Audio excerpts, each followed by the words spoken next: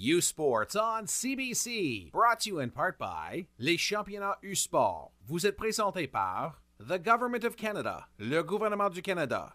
Barron, exclusive supplier of U Sports Championship rings, le fournisseur exclusif des bagues des championnats U Sport. Nike Team, just do it, faites-le. Veriburn, medical supply partner of varsity athletics since 1979. Partenaire de sport universitaire depuis 1979. Fox 40, celebrating a decade of the Fox 40 U Sports Coach of the Year program. Fier partenaire des prix de l'entraîneur de l'année U Sport depuis 10 ans. Wilson, U Sports Official Basketball. Le ballon officiel de U Sport. The Westin Edmonton, Heavenly Bed, Heavenly Bath, well-being at the heart of downtown. 780-426-3636. Le Westin Edmonton. Détendez-vous dans notre hôtel au cœur d'Edmonton. 780-426-3636.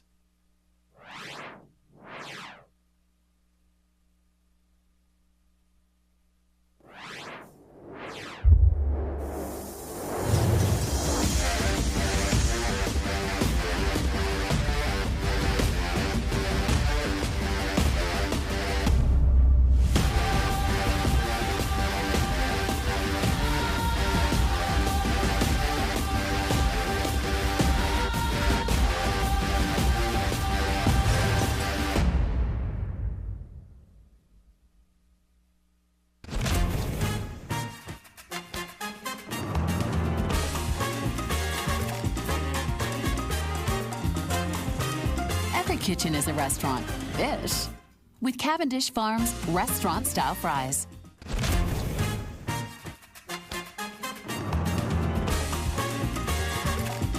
Avec les frites Restaurant Style de Cavendish, c'est pas compliqué de transformer votre cuisine en resto. It's that moment again. The one you dream of every night. La seule chose qui te préoccupe, c'est la gloire, le cheminement de la réussite, of pushing yourself further than ever before. But the true glory is in the shadows. Les sacrifices que tu fais, quand toutes les chances sont contre toi, when you can't push one more second, chase the glory. Visez haut.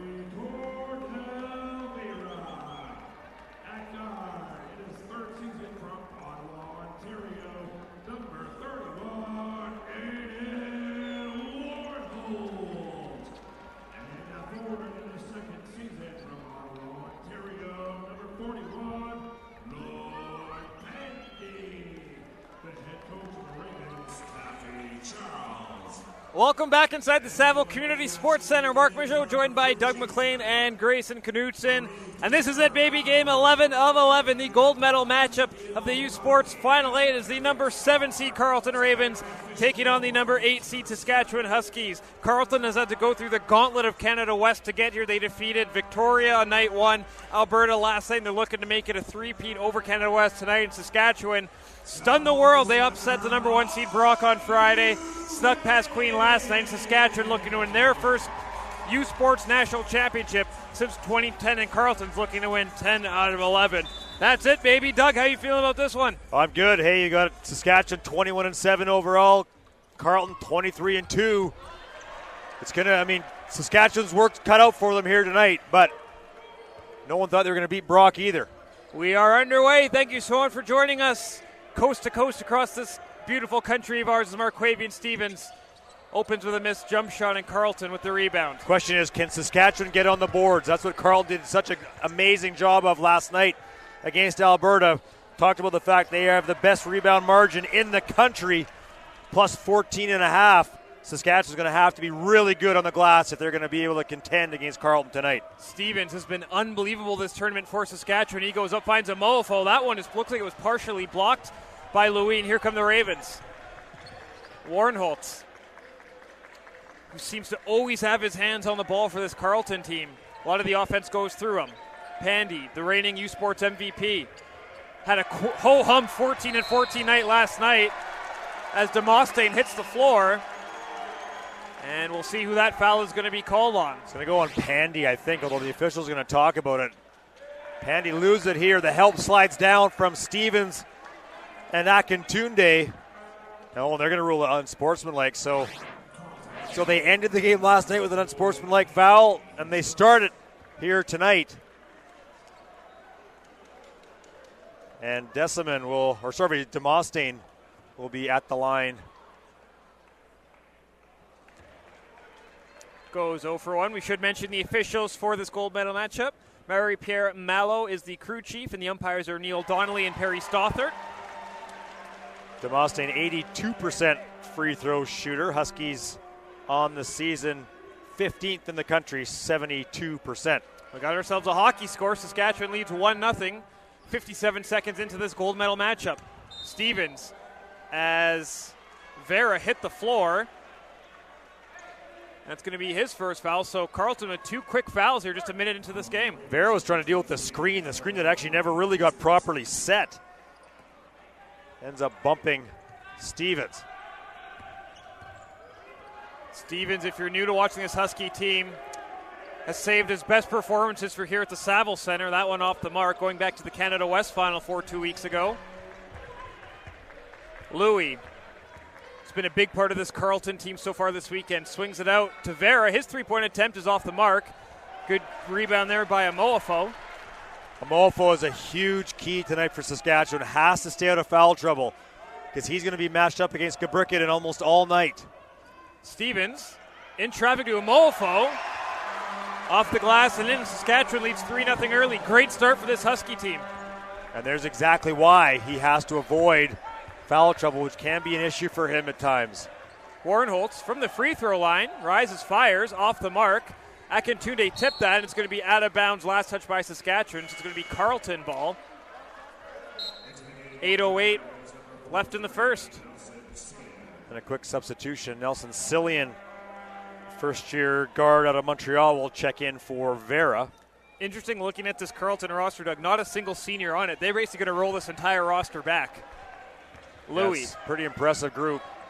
Warrenholtz's three-point attempt is not good.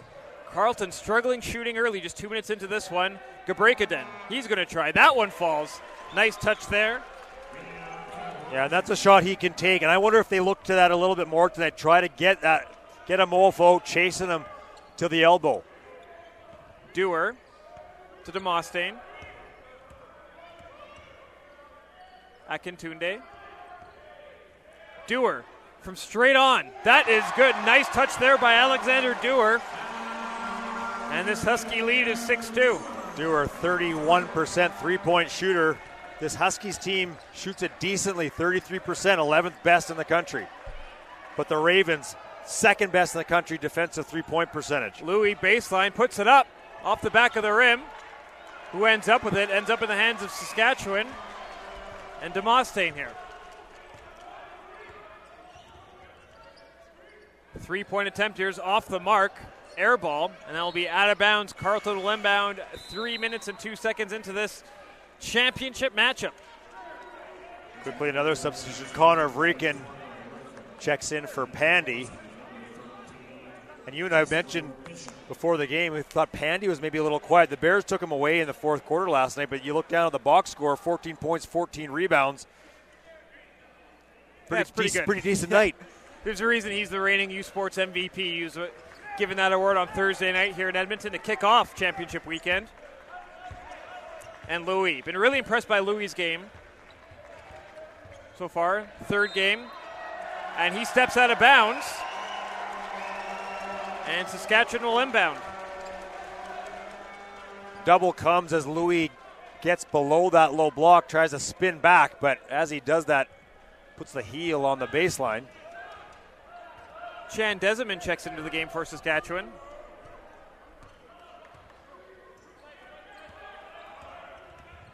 Demosthein to Deseman, 4-3. That one is good. And what a start for the Saskatchewan team. Well,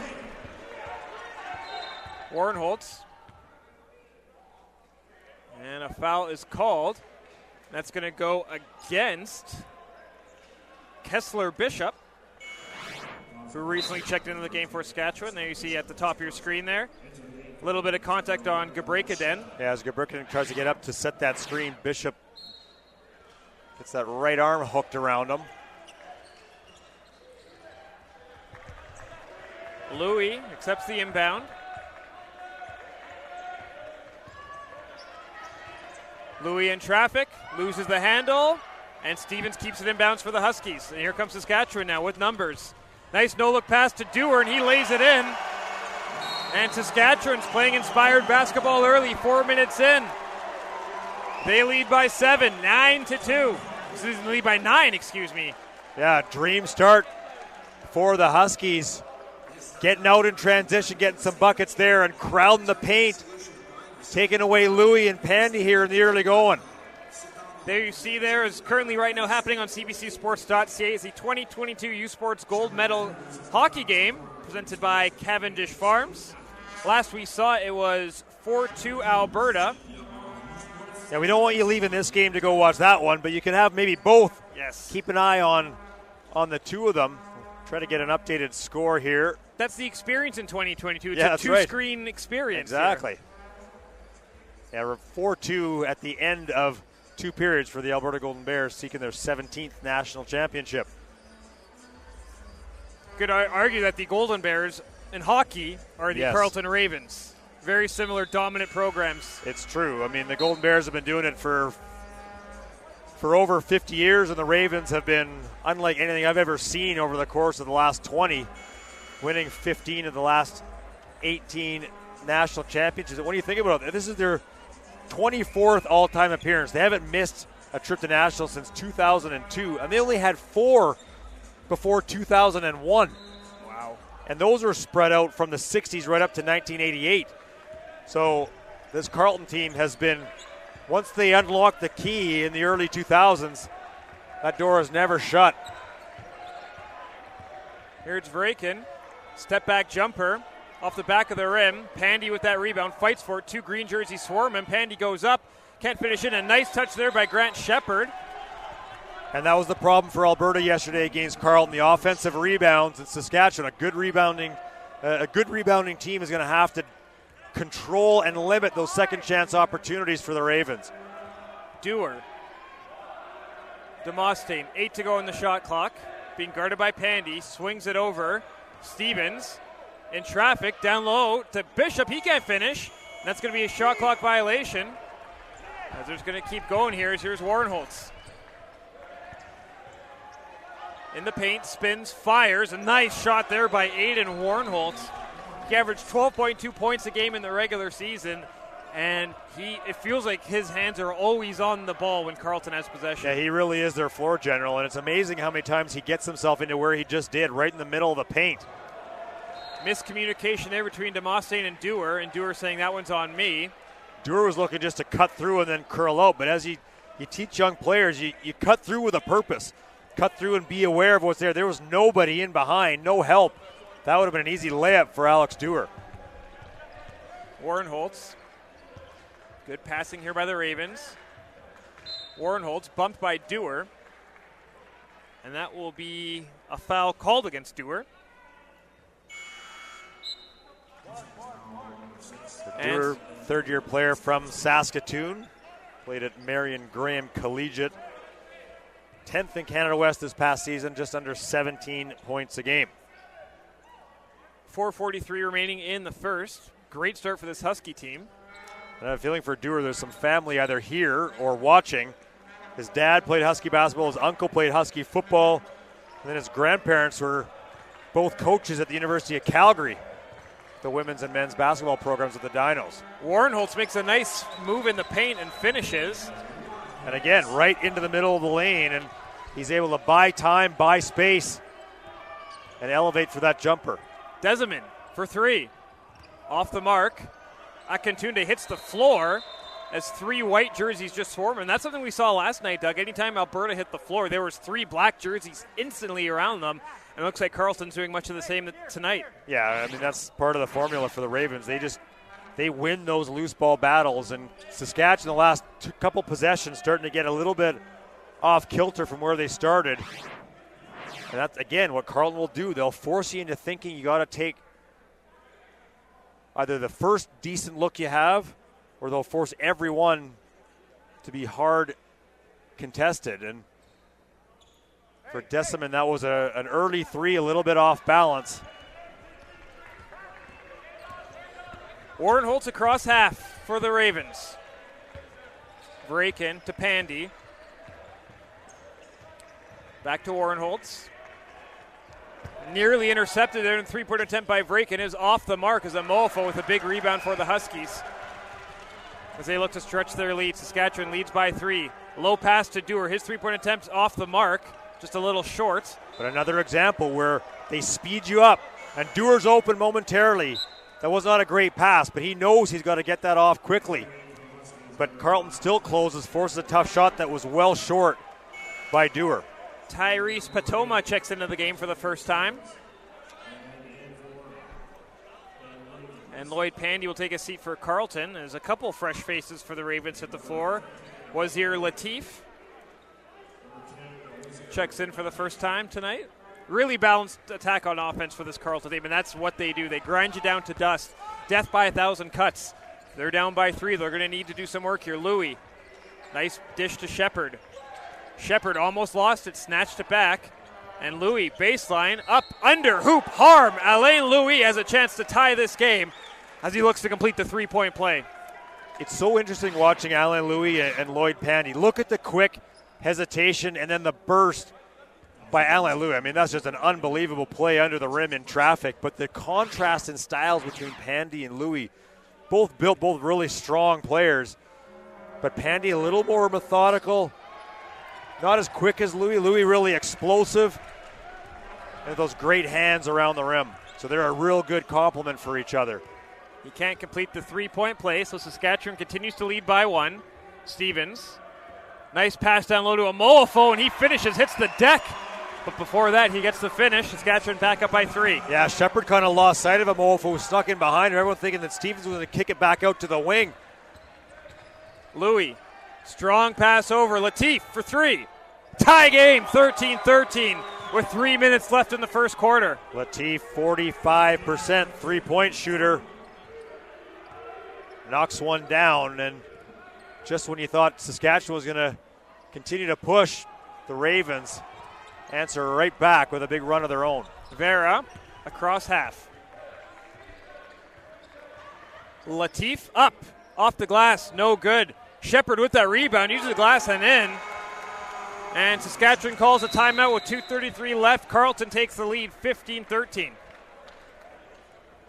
Yeah, it's often against Carleton, it's about how you manage your own possessions. And Saskatchewan, a couple ill-advised shots over the last 3-4 possessions. Got the good look on the last one inside to Amolfo, but how you manage those possessions make a big difference against a team that's not going to give you a lot. Let's throw it down to our sideline reporter, Mr. Grayson Knutson. Grayson. Yeah, thanks so much, Mark. I'm not quite on the sidelines here, a little bit off behind the scene, hanging out with the W.P. McGee Trophy. This is the championship trophy for U Sports men's basketball. Obviously, it's lately been dominated by the Carleton Ravens, winning 15 of the last 18. Saskatchewan does have their name on here once in 2010. And, of course, the Jack Donahue Trophy, too, for the championship game MVP. It's a fun little look back in the history of basketball. The Scrub brothers, Thomas and Phil, are on here a couple of times. Aaron Dornekamp, the former Carleton Raven, as well as the Saskatchewan Huskies in 2010. So very exciting times here. This is what they're playing for. It's all on the line now. And a very good start for Saskatchewan as they're hanging tough against a very good Carleton team. Mark and Doug, back to you guys. Thank you very much, Grayson. The W.P. McGee Trophy, I mean, there's a Carleton's written on there a lot. You probably have a pretty consistent stamp for the engraving for that one. I imagine the engraved doesn't quite roll his eyes, but it comes to you guys again? Yeah, okay, sure. He's probably shocked when they didn't show up. Was it 2017 the last time they didn't win a national champ? Or 2017 or 18, whenever Calgary defeated 2018 is when Calgary beat them. They've gone on a historic run, and not just Canadian basketball, but in just basketball in general, as Steven shot off the mark. Amolfo with the rebound. And a foul is called underneath the rim. And we'll see who that one's going to go against. And there is why Amolfo is such a crucial factor in this game. Look at the battle with Gabrickett and look at that white jerseys. 4 white jerseys, nobody else in green. That's going to have to change too for the Huskies. It can't all be on one guy. Stevens, Patoma, goes right into a trap, and Amolfo tries to steal and never knocks it out of bounds. And a compliment I can give Carleton, Doug, it seems like they play with 6 players on the floor. I know that they clearly don't, but they always have 3 white jersey or black, whatever they're wearing. 3 Carleton players are around every loose ball instantly. Yeah, and to beat them, you have to match that. You have to match that intensity, and it's an intensity that exists on, again, every possession. And looking at that last situation, yeah, great. Amolfo is doing a good job, but he needs help. It can't just be him because he's dealing with 4 other white jerseys. It has to be a different story if the Huskies are going to win this game tonight. Vera, could break it in to Vera. Nice touch there by Cordell Vera. And Carleton leads by 4. He too had 13 rebounds in that 1-point win last night over the Bears. It's a big possession here for Saskatchewan. As for them to have success, they're going to need to keep this one close. As Stevens draws a foul. And that's a good play there by Marquavian Stevens. That foul is going to go against Louis. And that's something to keep our eyes on. Louis got in foul trouble last night in the semifinal. I believe he fouled out last night. Only his first. One thing saying his first, what the board is saying is second. I think it is his first by my own recollection. But those drive lanes closed off so well by Carleton. Who's that foul on? 13, thank you. But a great job by Stevens, who has that quick burst. And they're just going to get clarification. As you heard, one of the assistant coaches from Saskatchewan just asked who that foul is on. So it is going to be on Louis. We have 14 points, correct? And you get a look there at Taffy Charles, head coach of Carleton. And they're just making sure everything is accurate. You hear 14. You hear the voice of Chad Jacobson there. What's his record now? 6-1 as Huskies head coach? Chad Jacobson 5-1. 5-1. Yep. After taking over from Barry Rollick in early March. It's a tough time to take over, but clearly his team has been playing for him. 2-point lead for the Ravens. Louis. Baseline. Could break it and off the glass and in. Nice touch there. because he does such a good job taking that baseline, does Alain Louis, 2 Husky players have to turn and face him. But the agility he has to turn, find Gabricket, and he's open for that little 6-foot kiss off the glass. Dewar bumps into Warren Holtz. Under a minute left in the first. And that foul is going to go against that Louis. One. That will be his second.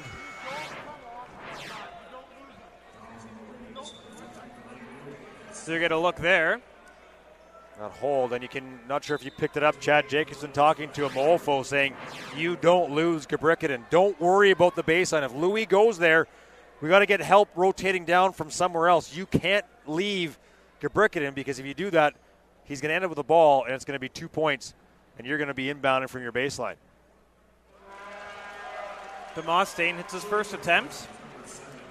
So you look at the Husky bench. We mentioned their last national championship came in 2010, and it looks like a few of those members made the trip down. I guess it would have been out west for them to come over from Saskatoon. Yeah, their one and only national championship back in 2010, and their only Canada West title in that same season. This is their 10th appearance at Nationals.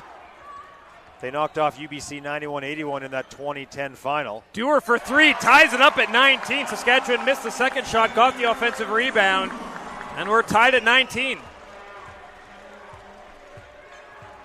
Warren Holtz. Tassilian. That shot doesn't fall. Akintunde snatches up that rebound. And Dewar goes coast to coast. He's got a game-high 10 points, and Saskatchewan leads by 2. Yeah, give the Huskies credit. When they've had opportunities to get on the break, they've done it, and they've burst up the floor. And that defensive transition game for Carleton has not been able to keep up in a couple instances. 4 seconds left. Warren Holtz 3 is good. Big shot there by Aiden Warren Holtz, and that's going to do it. After the first frame, back and forth, first quarter. But after the first, Carleton leads 22-21. You're watching the 2022 U Sports Championship men's basketball game on CBC.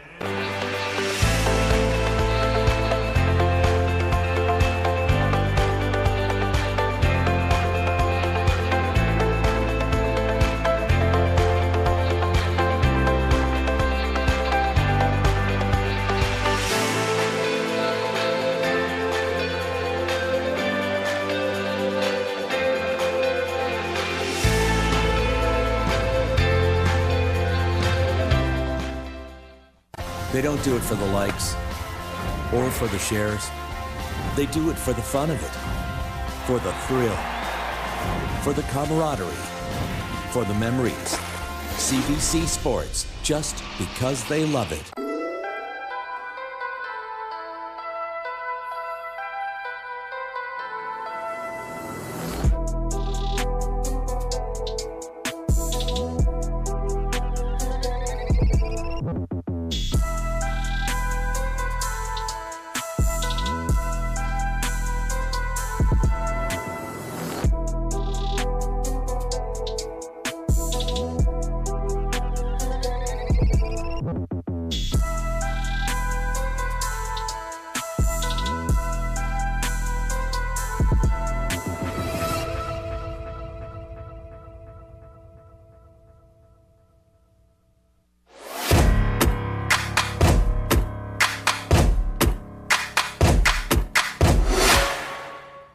This quarter of U Sports Basketball is brought to you by Ce quart de basketball vous est présenté par Wilson, le ballon officiel de U Sport, U Sports official basketball. Welcome back inside the Saville Community Sports Center. We're through one quarter. The Carleton Ravens have a slim 22-21 lead over the Saskatchewan Huskies in our championship final. Doug, that was a pretty evenly matched first quarter, and if you're Saskatchewan, you got to be pretty happy about that first quarter. Yeah, I think you've done a lot of good things. You've gotten out on the break a little bit. 4-zip in fast break points in favor of Saskatchewan. Rebounds favoring Carleton, 13-8, 5-2 on the offensive glass, but that's manageable right now. Turnovers, both teams protecting the ball really well. One thing that does stand out, 6 assists already for Saskatchewan, 3 from Markavian Stevens. This is a Huskies team 39th in the country out of 48 teams in assists per game. at 11.9. So they're moving the ball well and knocking down shots when they do. And against a swarming Carleton defense, that's an important thing early. We'll continue to watch that if the Ravens are to take those lanes away. But early on, that would be a positive sign for the Huskies. Leading scorer for Saskatchewan, it's Alex Dewar. He's got 10. And for the Ravens, it's their team captain, Aiden Warnholtz. Saskatchewan inbound. So it's a fairly neutral crowd this evening, but I do see a little more green and white. A little easier to get to Edmonton from Saskatoon. As Desimon opens up the second frame with a nice bucket, Saskatchewan back on top. Just goes right at Aiden Warnholtz. Gets him under the rim and able to go up and finish. Cillian to Pandy. Pandy being swarmed, and Cillian just left wide open there. Bit of a miscommunication there by Saskatchewan. Well, and again, that double comes, and that rim defender can't leave to go help. You can see Chad Jacobson saying, we got to stay home. We can't leave guys open the way they have here early. Dewar. 7 to go on the shot clock. Stevens. 3-point attempt here for Marquavian Stevens off the mark. Grant Shepard in the right spot to collect that rebound, and here come the Ravens. Pandy. Kicks it out. Cillian wide open for three. Too strong. As Bishop and Shepard fought for that, Desimon ends up with the ball. And Demosthenes. To Dewar. Desimon. Tough pass there, picked off by Warnholtz. Carleton now 3 against 2. Warnholtz, nice dish to Pandy. He goes off the glass and in. And Carleton just feast on the mistakes of their enemies. Well, and Desimon gets up in the air and has to kick that ball to a pretty odd angle, and easy pick for Warnholtz leads to the break. Nice dish there in the paint as Bishop can't finish. And Warnholtz now. Swings it out. Cillian thought about taking a three, takes a step in traffic, misses it, gets his own offensive rebound, swings it back to Warnholtz from the free throw line. That one is good. Yeah, so no one puts the body on Cillian. Another second chance opportunity, and Warnholtz, who's making a living inside the free throw line, knocks down another jumper. Demosthenes. He's got 2 points for Saskatchewan. His team down by 5. Strong pass to Desimon. Dewar in the corner for three. That one doesn't have enough on it. Shepard with the rebound, and here comes Carleton again. Everything's short for Saskatchewan because of the closeouts and the fact they got to release the ball far quicker than they want. Cillian fakes a three and takes a step in traffic. That doesn't fall. And there's going to be an offensive foul called against Carleton. Good job there by Demosthenes to take that charge, and that foul is going to go against Nelson Cillian. Coming right into your screen. Yeah, clearly planted. Good read by Demosthenes. And that'll be the first foul on Cillian. First team foul for the Ravens.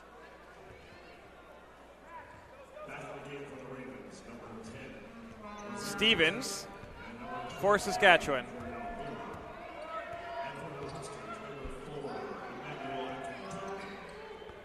Stevens now. Nice dish to Amoafo. Nice touch there, and that's a big bucket there for Saskatchewan. Could feel Carleton going on a bit of a run here in Saskatchewan to squash that. Yeah, just a nice screen and slip. Moafo just able to slide down, and for the second time, Stevens finds him. Three-pointer attempt by Warnholtz is good. And Carleton back up by 6, 31-25. And Warnholtz basically at his season average. He's already got 12 points. Stevens. 4-3. Too strong. Saskatchewan shots through their way too short or way too strong, it seems. A quarter and a half through this one. Warnholtz swatted away by Amoafo. Shepard gets it in the paint for Carleton. Swings it back to Warnholtz. He's going to try from the other side, and that one falls. Aiden Warnholtz is red hot. He's got 15 points. And the Ravens lead by 9 with 6:17 remaining in the second quarter. You just can't fall asleep. And for a moment, the Huskies fell asleep, thinking that play is over. Warnold sneaks out to the corner, ball comes back to him. He's left wide open. Late close by the Huskies, couldn't get there in time. And 15 points already for Aiden Warnholtz.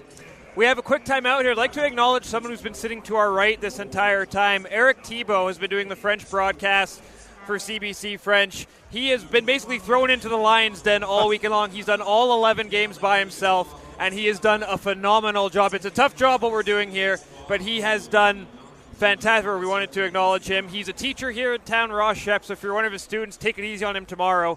He might not have much of a voice, but we wanted to acknowledge the work he's been doing. It's a tough job. It's still a fun job, but he's been doing excellent work, so we wanted to give Eric a bit of credit here. Oh, yeah, absolutely. I mean, I've done weekends by myself doing 4 games total over the course of a couple days, but he's now done 11 games, or this was his 11th game in 3 days.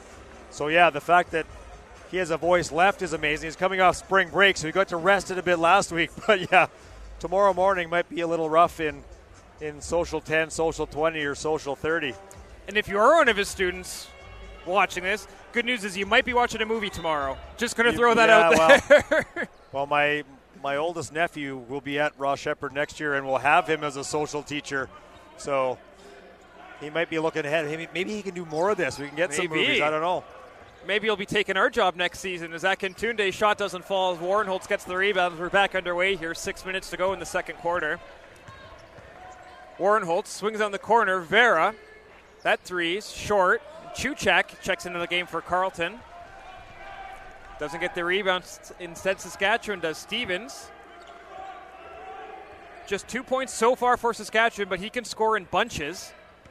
As Akintunde puts it on the ground to Amofo, gets the hoop and the harm. And Maxwell Amofo is a very important player for the Saskatchewan team, and no more evident than what we just saw. I like what Saskatchewan's done, quickly attacking the gaps. There you see Akintunde does it. No hesitation, draws the defender and goes. And by the time you do that, you're able to draw defenders to you, opens up Amofo, but attacking those gaps and doing it early has led to some of the success here for the Huskies in the opening half. Saskatchewan trails by 7. Amofo looking to complete the 3-point play.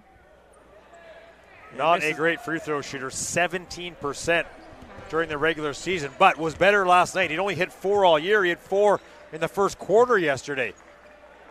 He was feeling it early last night. Pandy with his back to the basket, fires it over to Cillian. Cillian steps out of bounds, but it looks like it went off Akintunde, so it's going to be Carleton ball. They have 4 seconds left on the shot clock. Good job on ball there by Akintunde. Latif looking to inbound as Patoma guards him. Could break it in. Launches that up as the shot clock expires off the rim, and good job there by Saskatchewan to collect that rebound. As Carleton just relentless on both sides of the boards. Dewar tumbles, gets it to Akintunde, throws it right into traffic. Amolfo, 4 white jerseys around him, and he's going to lose the handle. Again, just Carleton swarms the ball. Amolfo must have felt like he was in a straitjacket down there. Yeah, and your mindset is you want to get the ball into your bigs, and they're Akintunde a little bit off balance, lobs it into him, but great job by Carleton and Latif in that situation to get a hand on the ball and not the arm. Under 5 minutes remaining in the first half, 34-27. Ravens lead. Warnholtz to Latif, wide open. Amolfo bumps him, and Latif has a chance to complete a 3-point play. Not the greatest of fouls there by Amolfo. Wow, but he's left in no man's land. No one back with Latif. Warnholtz recognizes it. And the only thing for Amolfo is if you're going to make that foul, get everything of him. Don't let him even get that shot off. Latif, first year from Toronto's a red shirt on their 2020 team. Remember the OUA East all-rookie team. And Doug, we mentioned in the first quarter, but not a single senior on this Carleton team. Yeah, and as we can see, they're running not lots of rookies, but they'll play minutes. There's two quick ones on Amolfo. Yeah, and that one went off the noggin of Shepherd. So it looks like Amolfo will take a seat with getting those 2 quick fouls as Kessler Bishop checks into the game. Yeah, it just comes across, and Pandy trying to go for that ball just runs right into the arm of Amofo. Warren Holtz. Nice dish to Pandy. And in traffic, the U Sports MVP makes no mistake. Well, Warren Holtz able to beat Potoma initially. The double, or the help comes over, and Warren Holtz recognizes it in the soft little dish underneath. It's now a balloon to a 12-point Potoma's lead. 3. This was the kind of run that Saskatchewan really needed to avoid, as Carleton now is starting to put their foot on the gas pedal. Warren Holtz goes coast to coast. Cillian in the corner for 3. That one is good. Just too easy. You got to stop the ball. Warren Holtz, no one comes near him until he's at the free throw line. By then he's got lots of options. Recognizes the corner kickouts there, and they knock down another. So Saskatchewan's going to need to get some offense or get a stop, preferably both if you're a Husky fan. Stevens shot short. And we talked a little about in the gold medal game, Doug. Both these teams have played the same schedule, but it's a lot of fatigue playing 3 games in 2.5 days. Yeah, it really is. Shepard in the paint, nice footwork, can't finish. Pandy ends up with that rebound, takes it out of pressure, fires it out to Warren Holtz. His 3 is too strong. And Stevens lobs it over to Potoma.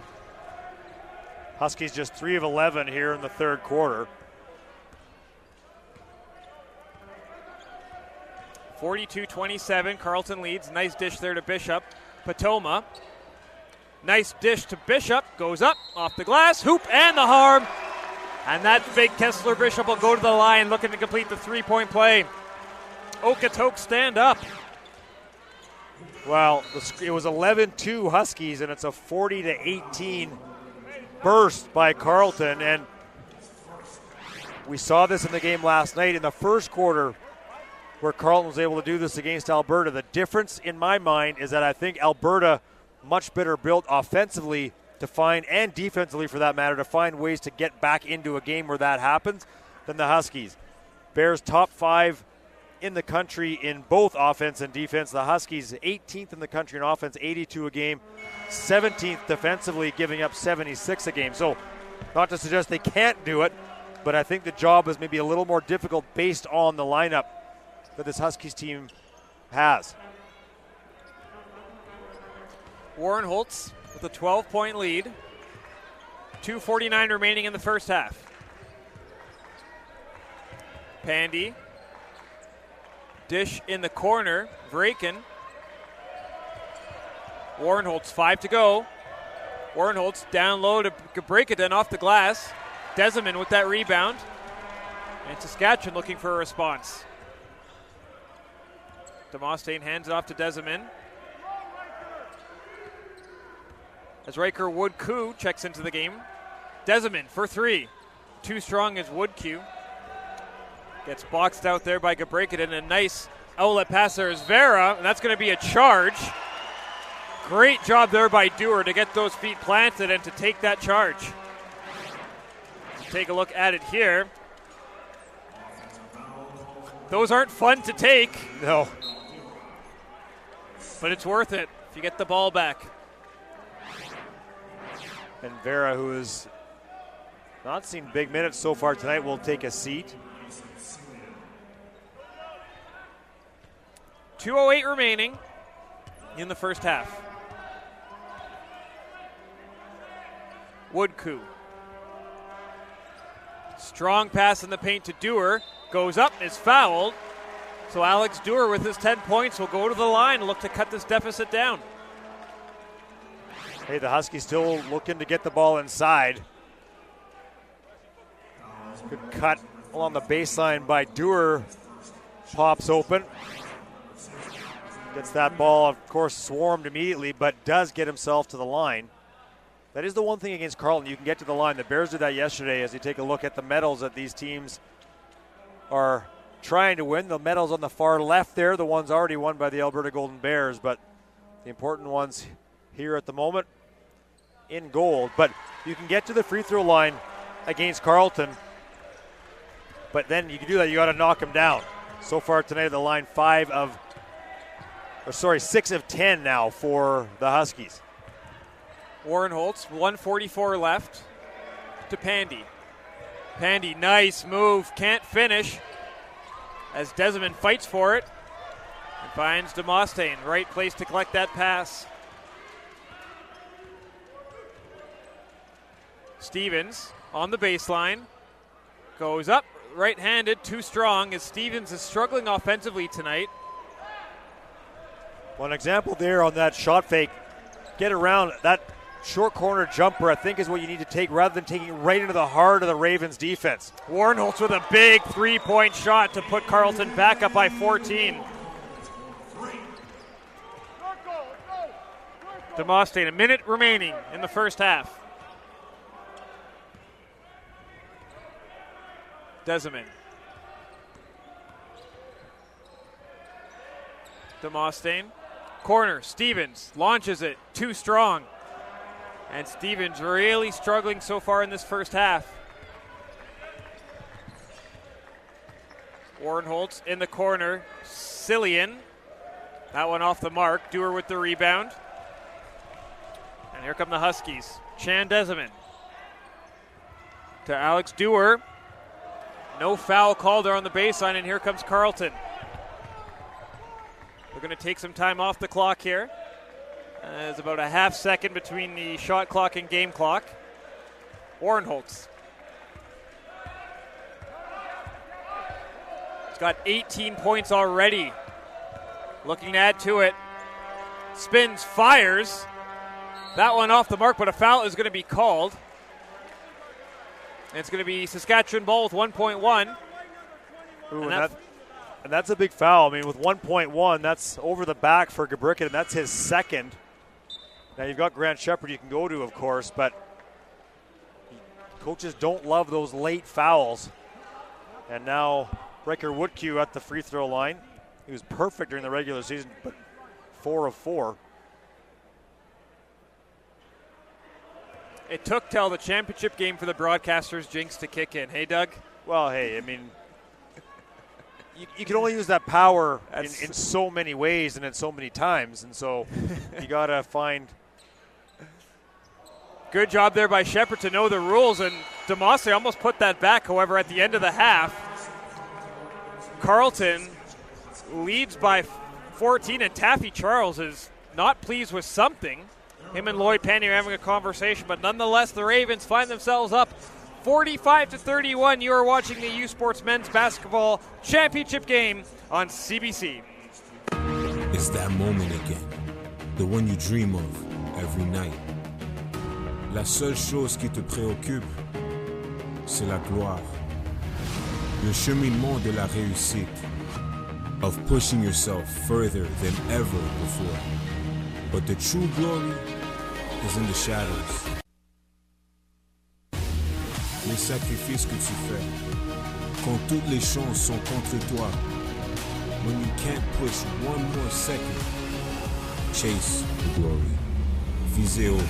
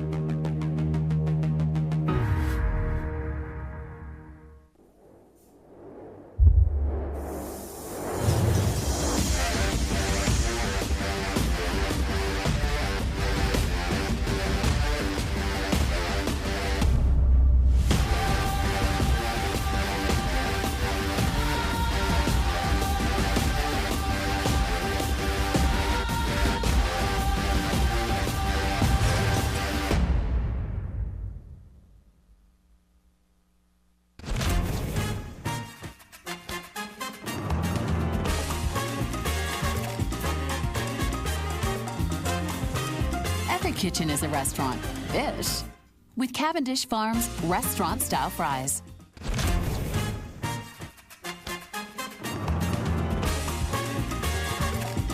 Avec les frites Restaurant Style de Cavendish, c'est pas compliqué de transformer votre cuisine en resto.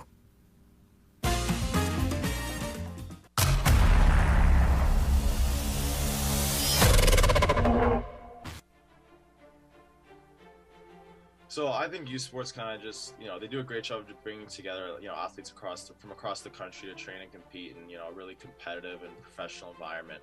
Also while balancing academic commitments. And I think that truly makes youth sports and their athletes elite. It's been shown in many sports where youth sports athletes go on to represent their sport and their country at the national, international level. And it's just a testament to how youth sports really fosters that elite environment for their athletes.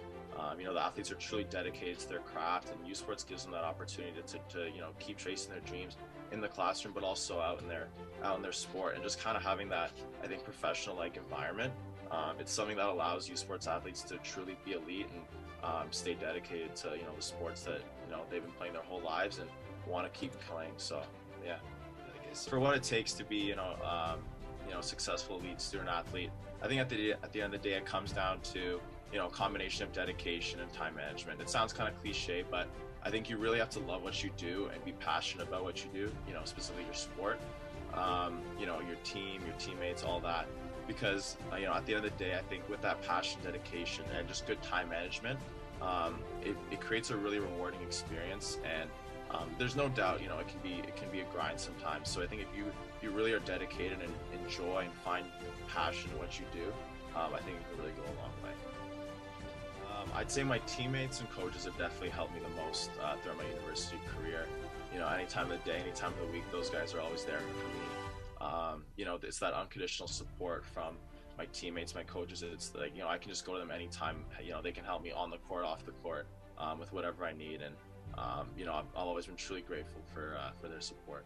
I would say just, stay focused and dedicated on, your sport, obviously, and then also in the classroom. I think, being a student athlete, just, it takes both parts. You're not just an athlete, you're not just a student. You have to be well-rounded in both. So I think if you can learn to be, 100% focused in the classroom, 100% focused in your sport, I think it can go a really long way. And then, like I kind of said earlier, keeping that dedication, that passion to, what you're doing in the classroom, out on the field or the court, just keeping that dedication to it and finding that joy in it. I think it'll just eventually make the experience so much more rewarding. And yeah, I think for me, it helps me when I can just do a good job of compartmentalizing and just being 100% focused on what I'm doing kind of in that moment. If my mind's fully concentrated on volleyball for those few hours at a time when I'm in the gym, and then I'm also trying to be 100% focused on my schoolwork when I'm out studying. So I think if I can kind of do a good job of, they call it compartmentalization, at least that's from what I've heard, where you kind of, you're always 100% bought into what you're doing at that moment. And I think, if you can kind of eliminate those other distractions, because, it's really easy to get distracted from, say, it's easy to just get distracted by school when you're playing volleyball, or it's easier to get distracted by volleyball when you're trying to study. I think if you can kind of maybe disassociate the two and just really be 100% focused on what you're doing at that time, that's really helped me a lot. Just being in the moment, not kind of thinking about your other distractions, other commitments. That's really helped me be successful and manage my time effectively. Like I mentioned earlier, the youth sports experience is probably the closest you can get in Canada or North America to a professional environment in terms of sports. And yeah, right after school, I kind of have my set sight on playing professionally. And I think, this experience has done a great job of preparing me so far. But then, yeah, like you said, at the same time, it's amazing to have this education, this really high quality education, to kind of have when volleyball eventually does end, because of one day in my life, eventually volleyball is going to end for me, and having that education just opens a lot of doors for me and kind of allows me to, keep my career going, maybe in a different field outside of sport. And I think that youth sports experience has kind of just given me the best of both worlds and allowed me to pursue my aspirations athletically and academically. All right.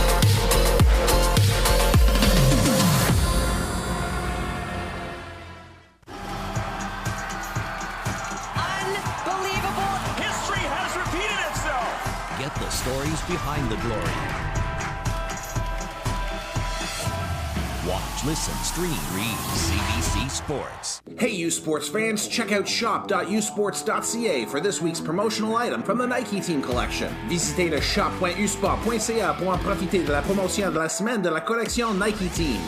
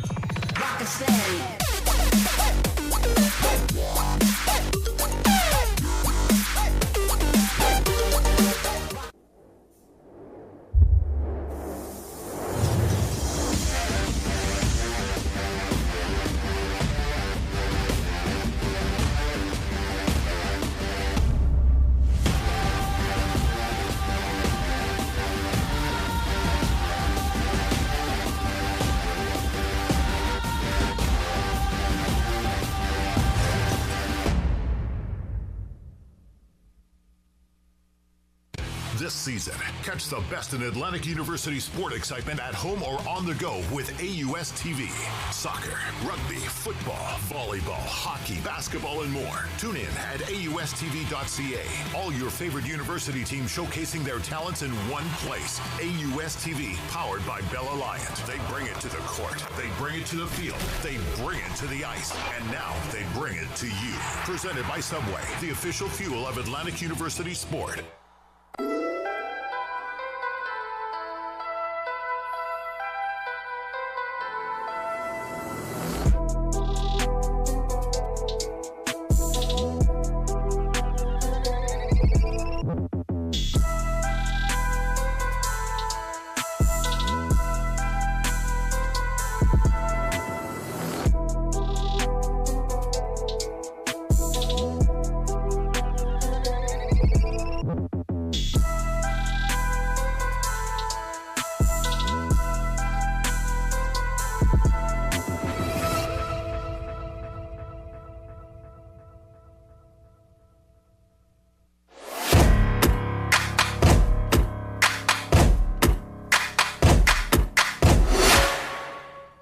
U Sports on CBC, brought to you in part by les championnats U Sport. Vous êtes présenté par the Government of Canada, le gouvernement du Canada. Barron, exclusive supplier of U Sports Championship rings, le fournisseur exclusif des bagues des championnats U Sport. Nike Team, just do it, faites-le. Veriburn, medical supply partner of varsity athletics since 1979. Partenaire de sport universitaire depuis 1979. Fox 40, celebrating a decade of the Fox 40 U Sports Coach of the Year program. Fier partenaire des prix de l'entraîneur de l'année U Sport depuis 10 ans. Wilson, U Sports Official Basketball. Le ballon officiel de U Sport. The Westin Edmonton, Heavenly Bed, Heavenly Bath, well-being at the heart of downtown. 780-426-3636. Le Westin Edmonton, détendez-vous dans notre hôtel au cœur d'Edmonton. 780-426-3636. Welcome back inside the Saville Community Sports Center, everyone. My name is Grayson Knutson. This is the gold medal game at the 2022 U Sports Men's Final 8 here in Edmonton. Now, these two head coaches definitely have a lot of experience, but definitely different paths to get here. Taffy Charles, head coach of the Carleton Ravens, spent 12 seasons as the head coach of the Ravens women's basketball team, which culminated in a perfect season in 2018, capturing a national championship. Then, of course, in his first year as the head coach of the Carleton men's team, led them to a national championship in 2020. He's trying to repeat that here this evening. Now, on the other side, Chad Jacobson never coached at the Canada West level. He's kind of been thrust into the role after their regular head coach resigned right before the playoffs, but he's led them to a 5-1 record and a run to this championship game. However, Jacobson does have head coaching experience in the Canadian Elite Basketball League, as he's been the head coach of the Saskatchewan Rattlers for the 2020 and 2021 seasons. Now to the gentlemen who will bring action of the second half. Here are Mark Majot and Doug McLean. Gentlemen. Thank you very much, Grayson. It's been great working with Grayson for the last couple of weeks. He was a part of our Canada West Final Four broadcast as well. And team effort here on the broadcast. 2 quarters to go. Carleton up by 14. not where you want to be for Saskatchewan. We'll get to that, but on the flip side, Carleton just has been doing this all weekend long. They are grinding teams down. They are dominating on the boards, both offensive and defense. And again, we sound like a broken record. It just seems like there are 4 Carleton jerseys around every single loose ball all the time.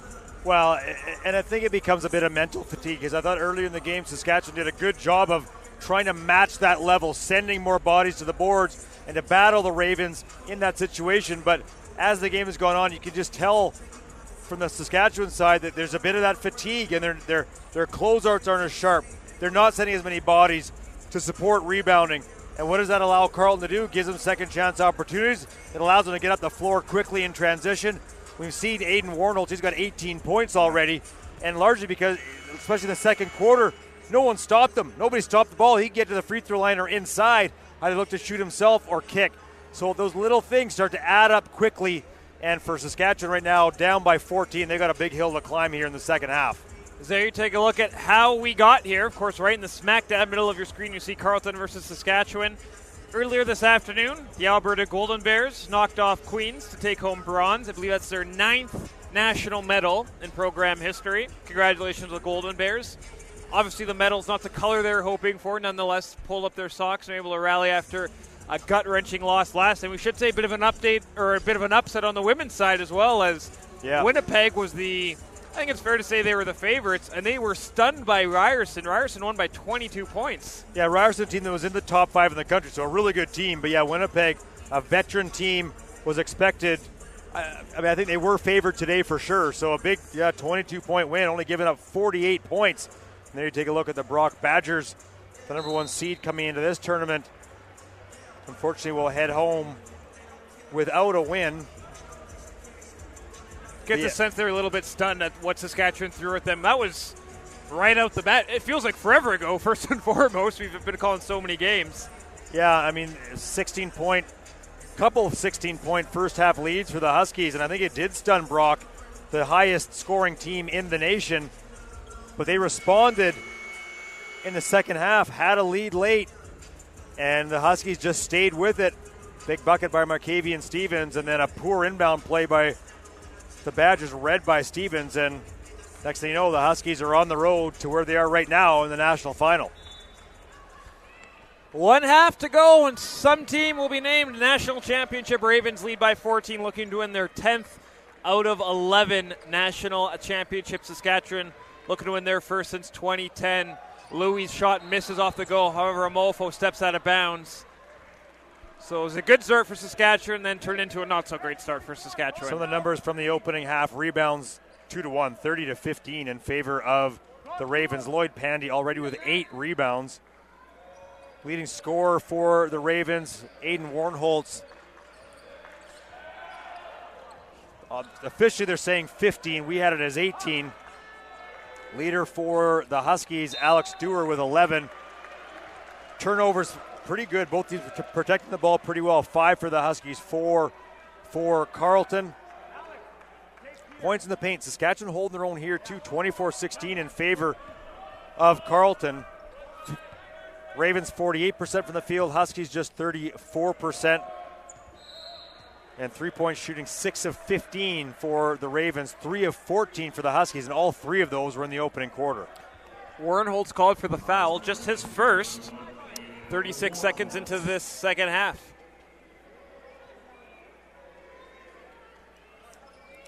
Stevens to inbound for us. Oh, no, it's going to be Demosthein to inbound. So they want Stevens on the floor. Stevens just 2 points in that first half for Saskatchewan. As they're trying to get someone open, it's Akintunde. Demosthein. Tough shot there to try to chuck it up there, and Warrenholtz with the rebound. And you feel as a shooter like you get fouled, but you don't. Yeah. There's no foul. That's just great defense by Pandy, forcing up an incredibly tough shot by Demosthein. But hey, that's what they will do. They will force those incredibly difficult shots. Pandy, baseline, being guarded by Dewar, goes up. And that's why he's the U Sports MVP, Lloyd Pandy, off the glass and in. Yeah, just 4 points in the opening half with those 8 rebounds. Stevens to Akintunde. Good job to keep that in bounds. to Dewar. Dewar rising, firing off the mark. Warrenholtz with that rebound. Warrenholtz has been all over the floor tonight for Carleton. And Vera with a bit of space. Pandy loses it, gets it back. Louis, long three-point attempt. Doesn't even touch the rim, and here come the Huskies in transition. It's Dewar going up against Warrenholtz. Great defense there by Warrenholtz to not take a foul, and here comes Carleton. Just incredible transition there by Warrenholtz. And Pandy left wide open. Great dish there by Gabrekaden to notice Pandy sitting there. And DeMossin can't rotate down quickly enough. Good read by Gabrekaden. DeMostain and Dewar in the corner. DeMostain to Dewar. DeMostain, 4 to go. Swings it out. Nice dish to Akintunde, but again, great defense here by Carleton. They're putting the clamps down here in the second half. Vera. Warrenholtz to Pandy. Vera. His three-point attempt is good. And it's been all Carleton to start this second half. 52-31 they lead, a 21-point spread. 7-0 for the Ravens to start. Saskatchewan's going to need to get a stop and start putting some points on the board to prevent this from getting out of control here. Stevens, fadeaway jumper off the glass, no good. And a foul is called as Amoafo with the rebound. And that foul's going to go against Pandy. His second. Some substitutions here for Taffy Charles as Grant Shepard and Nelson Cillian check back into the game for the Ravens. As for a lot of people in this neck of the woods getting their first up-close look at this Carleton team, and they are as advertised. They really are, and we said this on the broadcast yesterday. They're not a team that is necessarily going to wow you in terms of all the flashy, incredible plays that they make, but if you like good, hard, disciplined basketball, this is the team for you because that's what they do. And again, I don't say that disrespectfully. I mean, they've got incredible talent on this team, but they're just the way they're structured. It's methodical, it's consistent, it's steady, and unless you have the wherewithal to battle every single possession at both ends of the floor, you will have a tough time beating them. Louis cuts right through traffic, and Chad Jacobson and the Huskies have seen enough. Timeout called. Carleton now leads by 23 points with 6:21 left in the third. Just squeezing the life out of their opponents. We first saw this on Friday night when they knocked off the number 2 seed Victoria Vikes. We saw it last night against the Golden Bears. Just a boa constrictor-like mentality by this Carleton team. Wow, it's 52-20 since Saskatchewan had that early lead, 11-2. Currently happening right now is the 2022 U Sports Gold Medal Championship game on CBC Sports. It is 4-4 in overtime. Yeah, the Golden Bears had a 4-2 lead in the third that they let slip away, and now the Bears will have to find a way to knock off UQTR in OT. Ian Herbers and the Golden Bears with a pretty young team. Yeah, I know how much U Sports means to you. You're doing pretty good at not splitting your attention tonight. You're focused on the task at hand. Oh, yeah. I know how hard it is for you right now. Well, I wouldn't lie. I'm checking the score here every now and again, trying to keep up. But, yeah, I mean, hey, we've got a national championship right in front of us. There's no point worrying about other ones. But, hey, again, it's just such a busy time across the country. And credit to all the schools that have not only competed but hosted over the course of the last few weeks. It's a lot of work. I've been on that side of the fence too, and it's fun, but it's a lot of work. And so credit to everybody that's put in the time over the last few months and trying to do it still within the pandemic setting, so you're planning in a few different ways. I know that's been part of the challenge here, being part of the host committees, thinking about that, the pandemic challenges you may still have to face. Different from province to province, and you're right, it's been a lot of work for all these host committees across the country, but I can't speak for what's going on outside of Edmonton as Stevens launches up a three. That one doesn't go. Carleton with the rebound.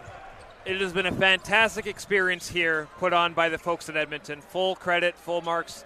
They deserve all the credit in the world as Louis' three gets a friendly bounce, and that one falls. 57-31, Carleton leads now.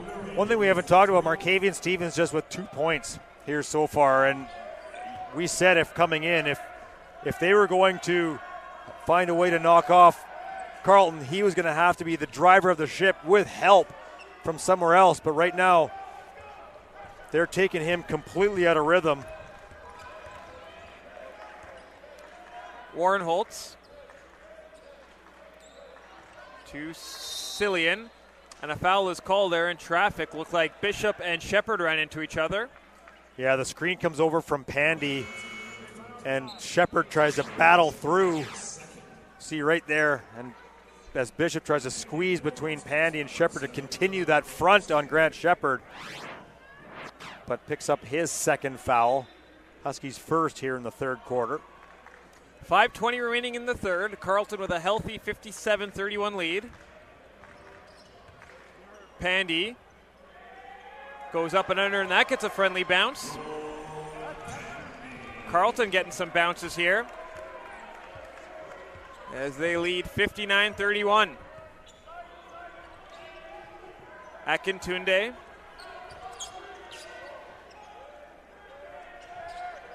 Deseman. Dewar in the corner for three.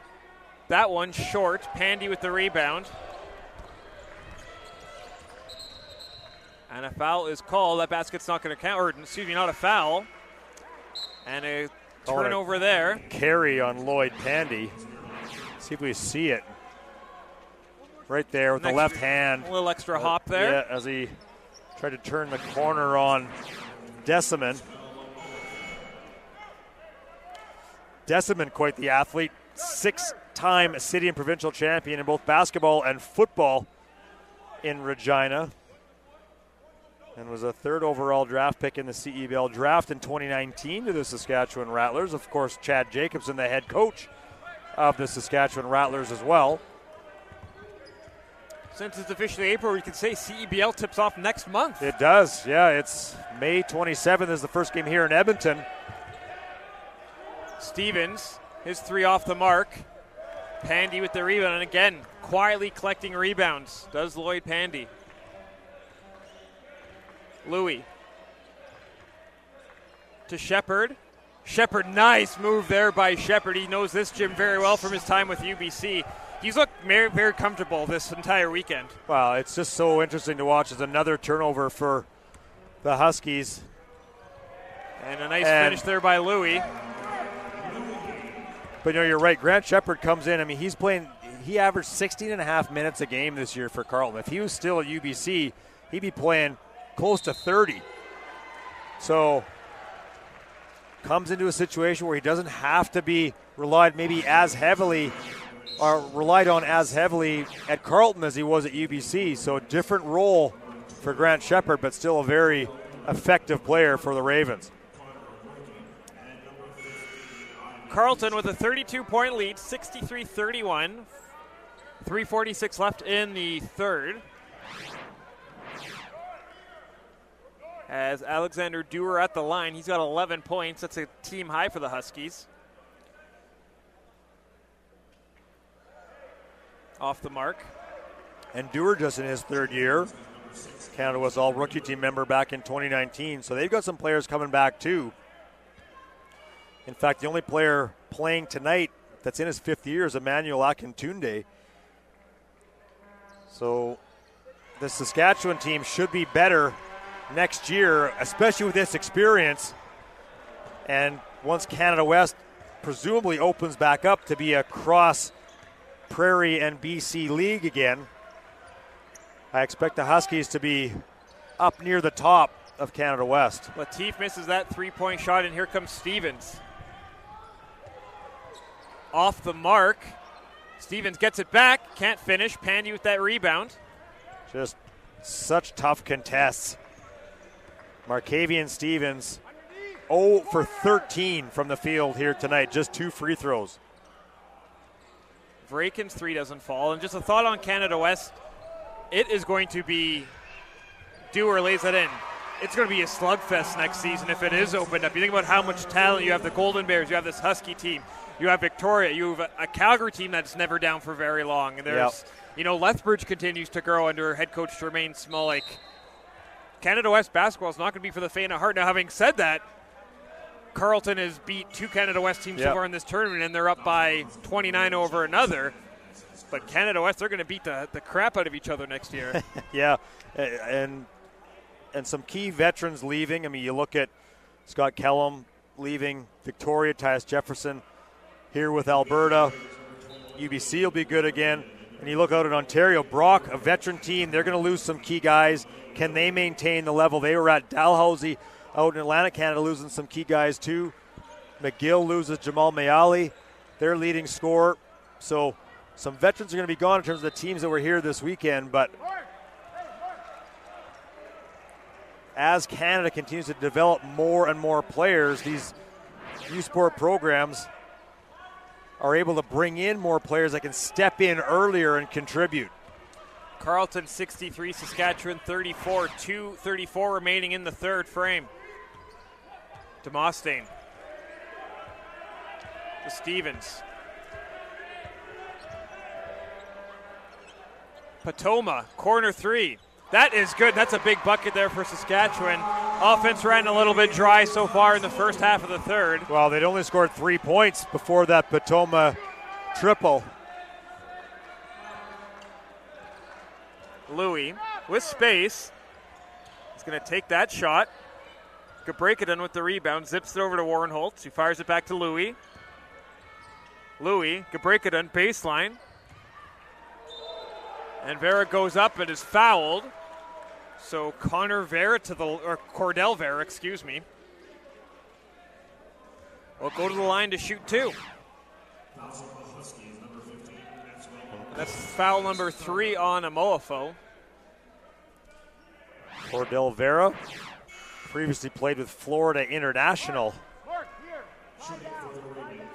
52 NCAA games.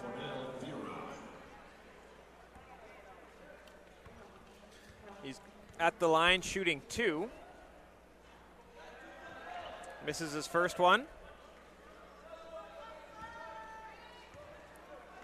So we spoke a little bit this week about how Chad Jacobson took over this team in late March.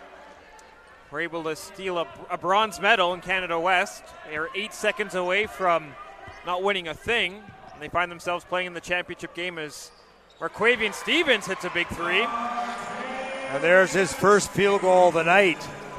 So we'll see if that gets him going with the Huskies down 23. 90 seconds remaining in the third frame. Warren Holtz. As looks like that line crept up on Louis and he steps out of bounds. And with 1:20 remaining in the third, Carleton leads by 23. Yeah, I love that burst from Pandy along the baseline. So tough to defend. Nice job by Demosthenes to seal that baseline. Forced Louis out of bounds, but that explosive speed and strength is, an incredibly difficult combination to slow down. Friday night it looked like he might be down with a potential knee injury, but clearly it was a cramp, nothing serious, and Marquavian Stevens getting going.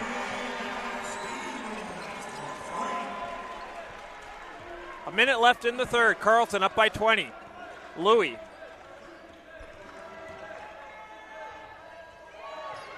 And good defense there by the Huskies. Here comes Akintunde to Stevens.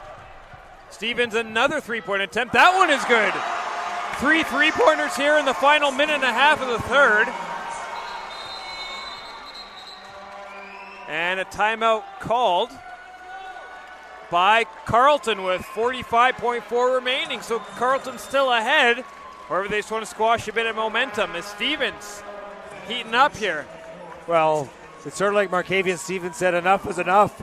Started 0 for 13 from the field and 3 straight to at least give the Huskies a bit of life. Let's throw it down to Grayson Knutson on the sidelines. Grayson. Thanks so much, Mark. I was trying to take a look back in the history books, and they're a little bit sketchy at times, trying to figure out when the last time a 7 seed played an 8 seed in the men's national final. I couldn't find that, but I did find the last time a 7 seed won a national title. That was back in 2008. The Brock Badgers won their second national championship as a 7 seed over a 5th seeded team that year. That was the Acadia Axemen. So another low seed one here. Carleton, a 7 seed. Could they be the first school to win since 2008 as a number 7? We will find out here in just over 11 minutes or so. Mark and Doug, back to you guys. Thank you very much, Grayson. Let's get a look inside the Huskies huddle. 63-43, Carleton leads.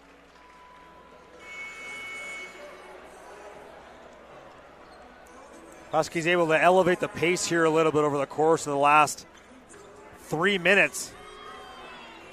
They did that early where they were able to get out in transition, get some buckets, but Carleton usually such a good defensive transition team. They'll take that away from you.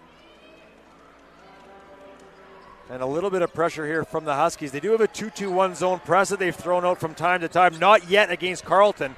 Again, Carleton's such a disciplined team. The 2-2-1 zone would be pretty difficult to get a whole lot of benefit out of. Warren Holtz. Game high 18 points so far.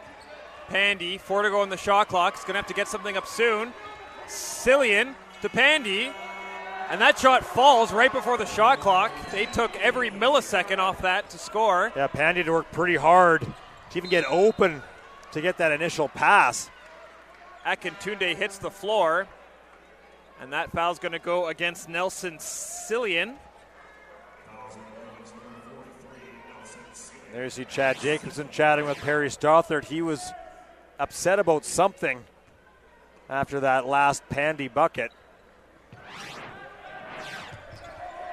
Stevens.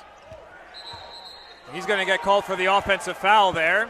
So Cillian gets that one back.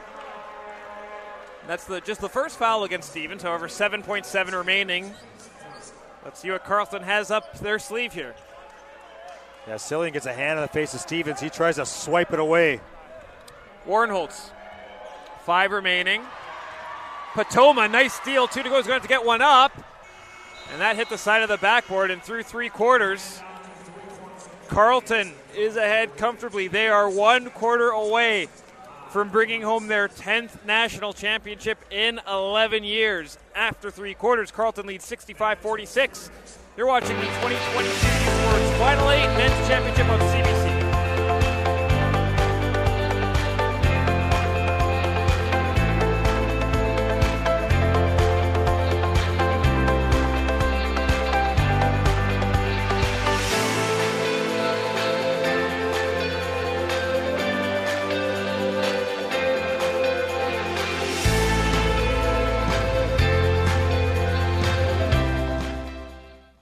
They don't do it for the likes or for the shares. They do it for the fun of it, for the thrill, for the camaraderie, for the memories. CBC Sports, just because they love it.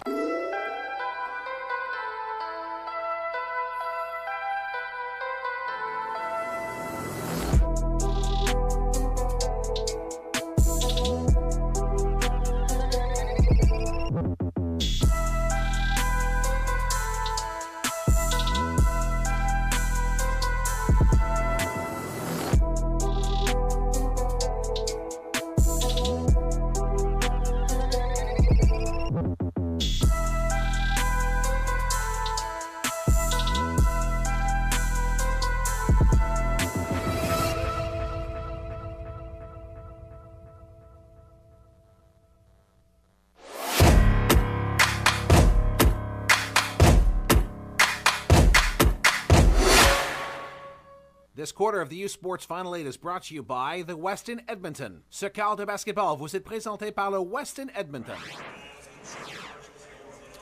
Welcome back inside the Saville Community Sports Center. Mark Majot, Doug McLean, Grayson Knutson, and a cast of others with you for one final quarter of basketball. What has been a fantastic weekend here. This is our 11th game, and Carleton in control, up by 19, heading into the final frame. Hey, I mean, the Huskies Started to force some stuff at the beginning of the third quarter, nothing falling. They didn't score. And they had 3 points until about 7 minutes into the quarter. Markavian Stevens went crazy, 3 straight threes, at least give them a little bit of life. But for Saskatchewan, just getting those good, consistent looks has been a challenge all game long. They've had some success getting out on the break, but the Ravens rarely give you that opportunity. As entering this tournament, Carleton was the 7th seed. And Doug, I think we're in agreement they are the best wild card in the history of wild cards.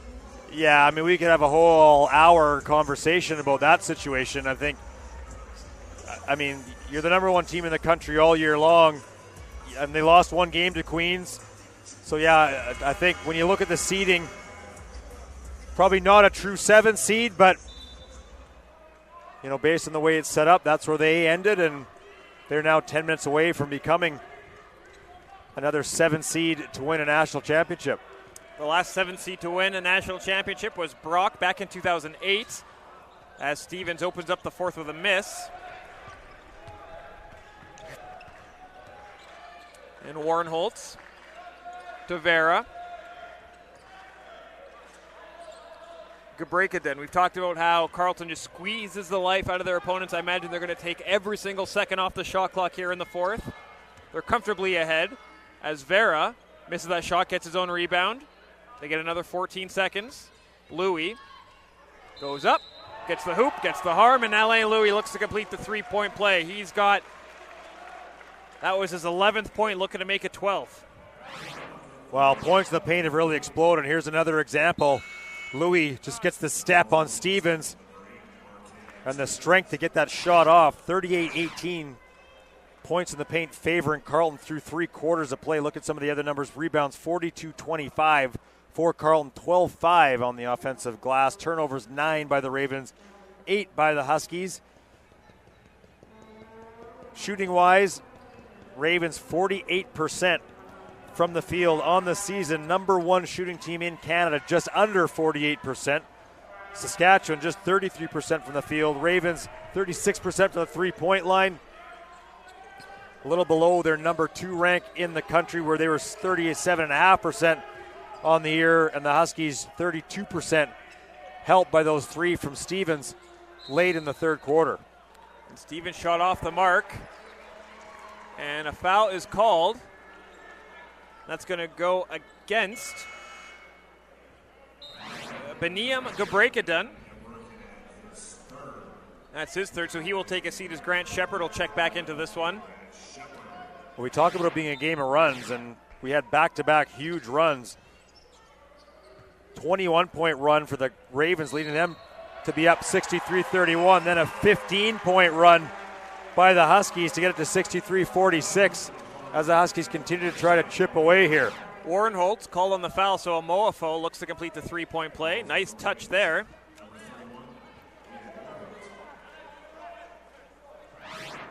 67-48, excuse me. Carleton leads. And too strong to complete the 3-point play, but Akintunde playing his final U Sports game today with the rebound. Akintunde, 5 to go in the shot clock. Swings it out in traffic. Bit of a miscommunication there by the Huskies as they hit the floor for it. And it's going to be Ravens ball with 8:37. As I believe a foul going to go against Akintunde. And I know Chad Jacobson doesn't like that one, but Akintunde dove. And the reason that ball was loose again was because of grabbing the arm of the prone Carleton player. And there you see Taffy Charles exceedingly animated. He's right in the ear of Grant Shepard. His team up by 19 here in the 4th quarter.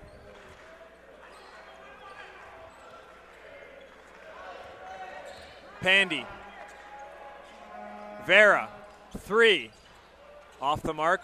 Good rebound there by Amoafo, and a foul is going to be called against Pandy. So Pandy with 3 fouls. Good box out by Amoafo. When he's been out of the game, that is largely when the Ravens have been able to go on runs.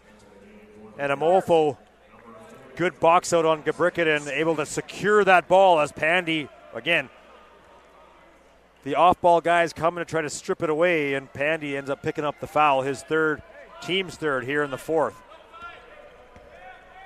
Demosthenes for Saskatchewan.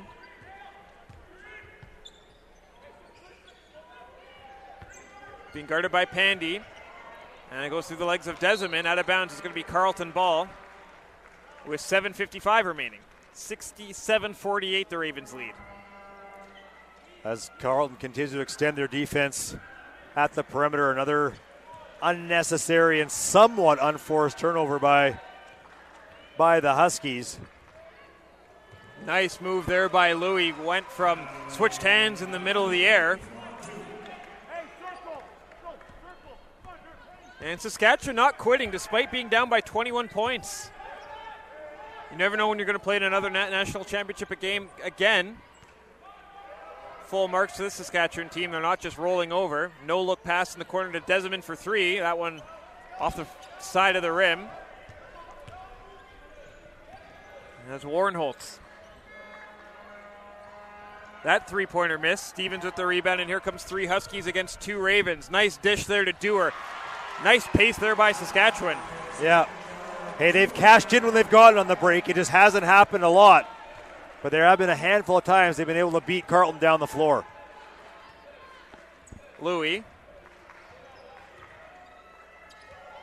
And that pass is stolen by Saskatchewan. Demosthenes to Deserman. To Stevens. Stevens in the paint. In the corner for Dewar for three. That one misses. Pandy with the rebound. Pandy had 12 and 12 after the first three quarters, and that's a big three-point shot there. Pandy comes in, obviously the player of the year. We've talked about that a little bit. Sixth in the OUA in field goal percentage. Tied for eighth in rebounds at 8.1, but again, it's the balance. No players on this Raven team in the top 10 in OUA scoring, let alone in the country. And yet they're moments away from winning a national title. It just goes to show that team style of game and the balance they have is what is at the root of their ongoing success. Cillian to Gabrickett. Back to Cillian. And that three-pointer is good. It looked like he had a toe on the line, but they're going to count it as three, and Saskatchewan calls timeout. Down by 25 with 5:39 remaining in the fourth. Obviously, this has been a great weekend here. You mentioned the fact that the CEBL will get going across the country. 3 new teams, of course, added this year in Scarborough, Montreal, and in Newfoundland. And then more great basketball here in Alberta coming up. FIBA 3x3 coming back into Edmonton at the Heritage Festival late July into early August, as the FIBA 3x3 Women's Series of Men's World Tour will run. And Alberta basketball, a big part of bringing that in. So some more good basketball on its way in this part of the world. And you certainly hope that people that have had the chance to experience this weekend will get out, watch more U Sports. And then maybe this can prompt, continued growth of the game across the country. It's been a huge success. And certainly the buzz from talking to people around here who aren't from Edmonton, just saying that, maybe this is not a new model by any stretch, but there has been a push going to bigger arenas because it makes sense to go to smaller buildings across the country. Maybe a few more universities can look to host, and you can have that great intimate atmosphere with lots of noise like we've had over the course of this weekend. So it's been a great weekend, more great basketball to come in this part of the world as you get a look at the W.P. McGee Trophy. 5:39 from being handed out to somebody. And at this moment, it looks like it's going to be, again, the Carleton Ravens. I have a feeling the city of Edmonton has a few more basketball fans after what we were treated to this weekend. I would think so. And, certainly in Edmonton, you and I both from here, it's grown a lot for many reasons. The Stingers have played a role in that too. So I think, the growth of the game comes in many different forms, and I think this will play a role. Patoma. And an off-ball foul is called. And that's going to go against Pandy. Or excuse me, that 31, not 41. That's going to go against Warrenholtz. So Warrenholtz has 3. It's been quiet offensively in the second half. Still has a game-high 18 points as Warrenholtz.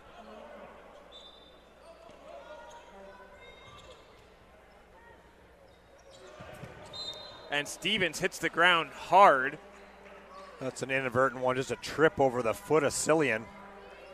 He comes up hobbling a little bit. You'll get a good look at it here as he's the inbounder, comes in, just stumbles over the feet. Looks like he almost tripped over his own guy there. Yeah, a couple bodies, I think, in the way for Markavian Stevens. 2 years at Southwestern Community College. The Jaguars.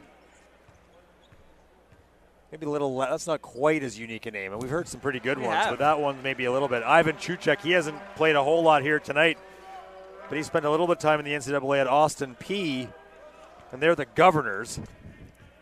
Great logo, too, by the way. Really? Yeah. I'll have to check that out. Doug, your knowledge never ceases to amaze me, the tiny tidbits you find. It's been a pleasure working with you all season long. And we got 5:12 left as a foul is called against Nervins de Mostane. First time we've seen that 2-2-1 zone press from the Huskies as they're now forced to try to find ways to get themselves more possessions. 65 shots taken so far for the Ravens, 55 for the Huskies. Offensive rebounds. Hey, credit to the Huskies. The Ravens are winning that battle 13-6, but it's been closer than it was last night between the Ravens and the Bears. So you limit those second possessions for the Ravens. But again, they've got other ways to beat you. Foul called against Chan Deseman. That will send Grant Shepard to the line.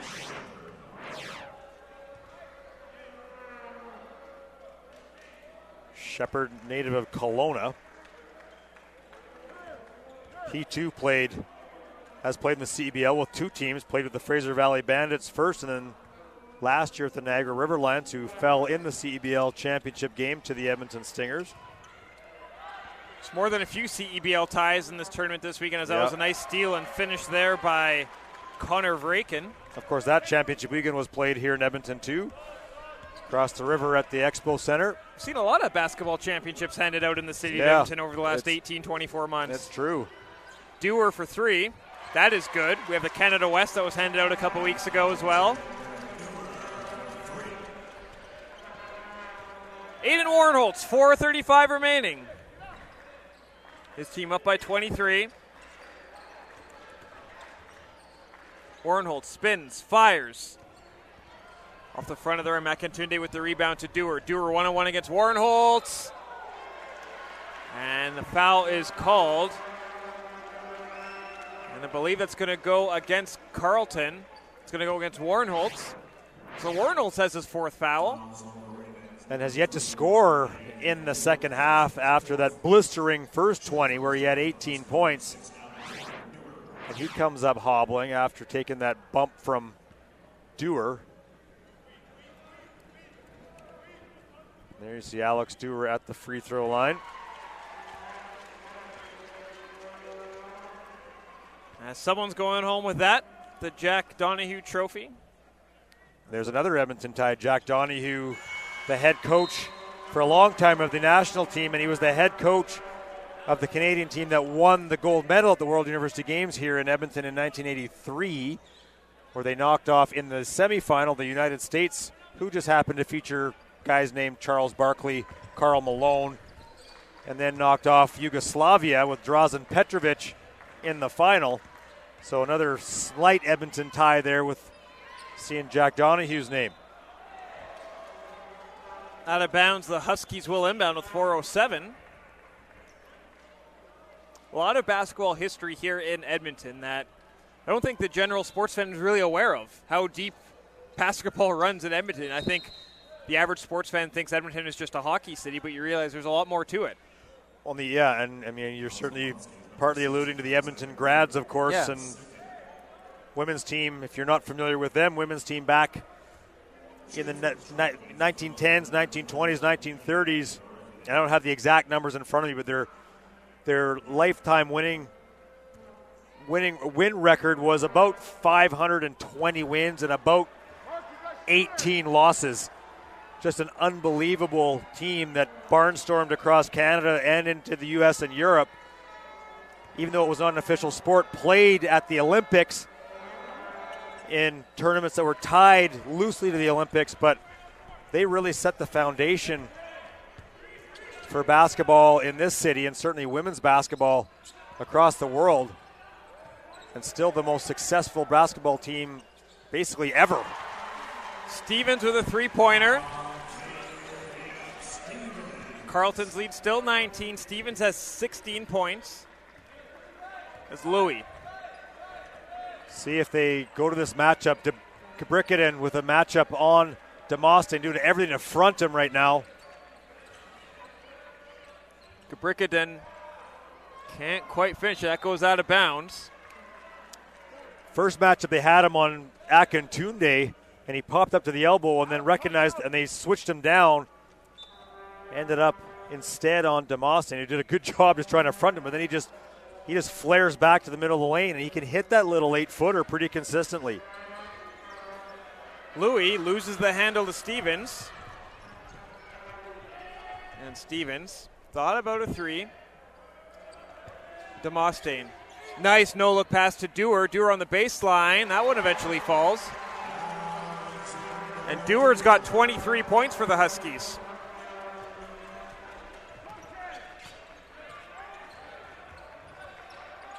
Louis being double-teamed. Pandy back to Louis. Louis, all the time in the world, his three-pointer doesn't drop. And the Huskies now, Dewar, coast to coast, lays it in.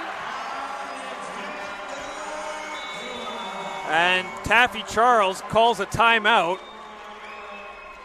He does not like that effort from his team with 2:43 remaining. No, Huskies go a little smaller and still able to grab that defensive board, push the pace. Dewar does a good job running the lane on the right side of the floor. Huskies find him, finishes with the layup, and it's a 15-point lead. I've seen crazier things, but this would be awfully crazy, down 15. But they've had those spurts in this game, the early one where they led 11-2, and this latest one to get them back within 15. As the hardware is getting ready to be handed out. Of course, the Golden Bears will receive their bronze medals as well as a part of this ceremony. As we're still in overtime in the hockey game as well. Second overtime now between the Golden Bears and Les Patriotes. As Doug, we've said it a few times over the course of the weekend, but again, we cannot say enough good things about our entire crew here at the Saville. Scott back, not in a truck, he's been working back in the production video. It's been fantastic. It's nice to see some familiar faces. I don't want to start naming people because I know I will forget someone, but just anyone involved, from volunteers to tournament staff to everyone. It has been an A-plus event put on here by the City of Edmonton, by the University of Alberta. Doug, I know you're part of the committee as well, so kudos to the work that your team has done. Just cannot say enough good things about this weekend.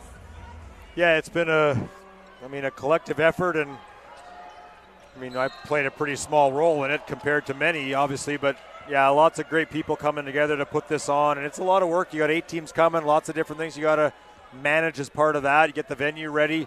A lot more demand now on the broadcast side than there's ever been, which is an important component too, and taking on this championship kind of middle of last summer as a host was needed, and Alberta stepped up and took it, and didn't have a lot of time to get themselves organized, but they've done a really good job putting everything on here over the last few days. Well, speaking from a broadcast point of view, the infrastructure that you and I walk into, it's phenomenal. It is so good, and kind of a natural fit for the City of Edmonton to host us, as that was an air ball off the free throw. Vera, not a great free throw shooter, 18% on the season. So Saskatchewan down by 15 with 2:41. Demosthenes. Akintunde. 4-3. That is good. And here we go. 12-point lead for Carleton at Kintunde. 2:22. Saskatchewan's going to need to get a stop here. Pandy gets it back to Warrenholtz. 2:12 remaining. Warrenholtz. Nice no-look pass to Vera, and they get a stop. So Saskatchewan now. Dewar. Demosthenes in the corner. Desimond, 3. Good! A 9-point deficit with 1:54 remaining. And there is life in this Husky team. Yeah, and you've got it down to it's a 3-possession game, and this trap, this 2-2-1 zone has helped a little bit for the Huskies. Need another big stop now. And the Saville comes alive. Louis drives. That shot doesn't go. Great job by Gabrignan to get the rebound. And it's tie-up. It's going to be Carleton ball. Are they going to add time to the shot clock? Or they're going to have 2 seconds here to get something off with 92 seconds left. And they're going to have to clean the floor up just a tad as bodies hit it.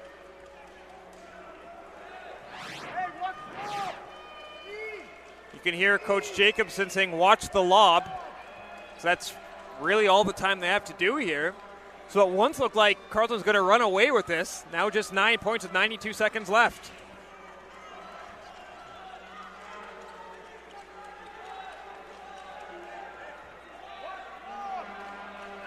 So here we go.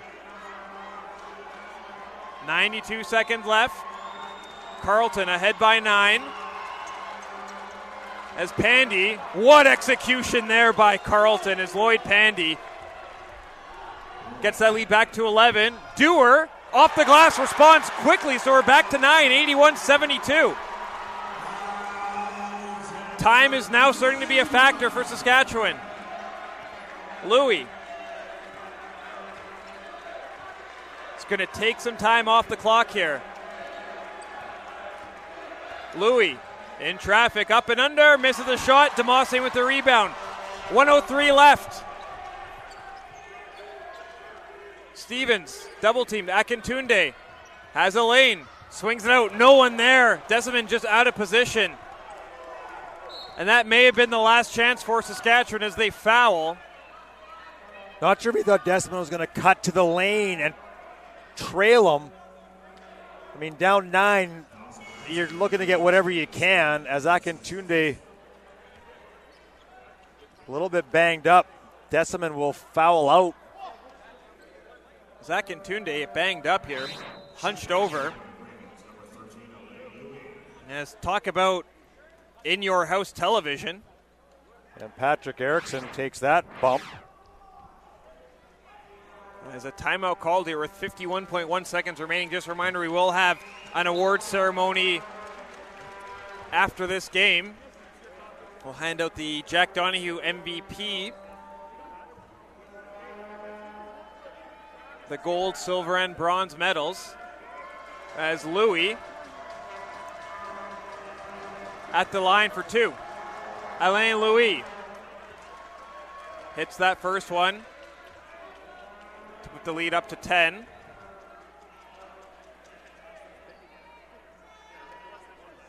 Louis got 14 points.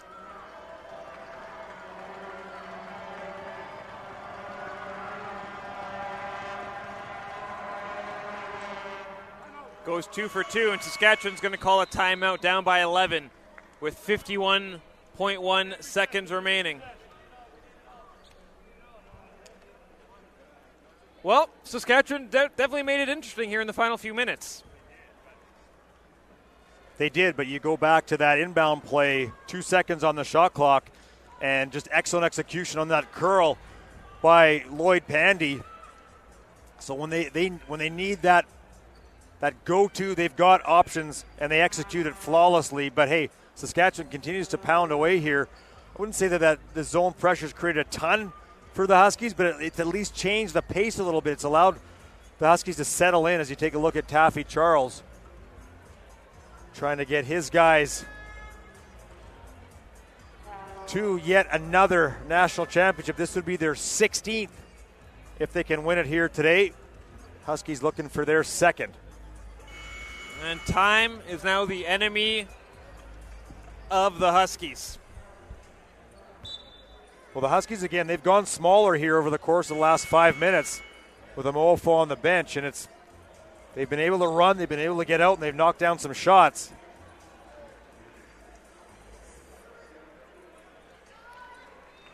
But now you down 11. I mean, you need anything. If you got an open three, you take it. If you got an opportunity to go to the rim, you take that. Carleton doesn't give it up a lot, but you need lots of scores. You need them quickly.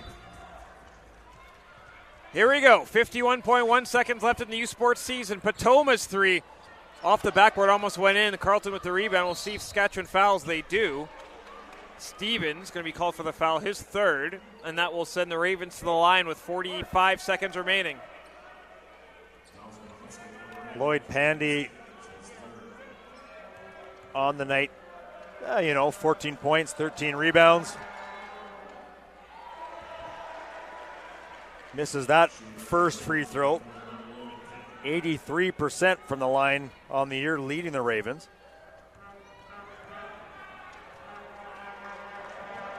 His career high, 25 in that loss to Queens in the OUA East Final. He actually misses both. We'll see if it matters as Stevens, his three off the front of the rim. Could break it in with the rebound. Saskatchewan tried to foul him. They couldn't. Warren holds to Pandy. And now the foul comes as Akintunde fouls Pandy. And now 30.6 remaining. Yeah, now you're looking at a real miracle. Just not enough time to get enough possessions, even if you knock down the shots.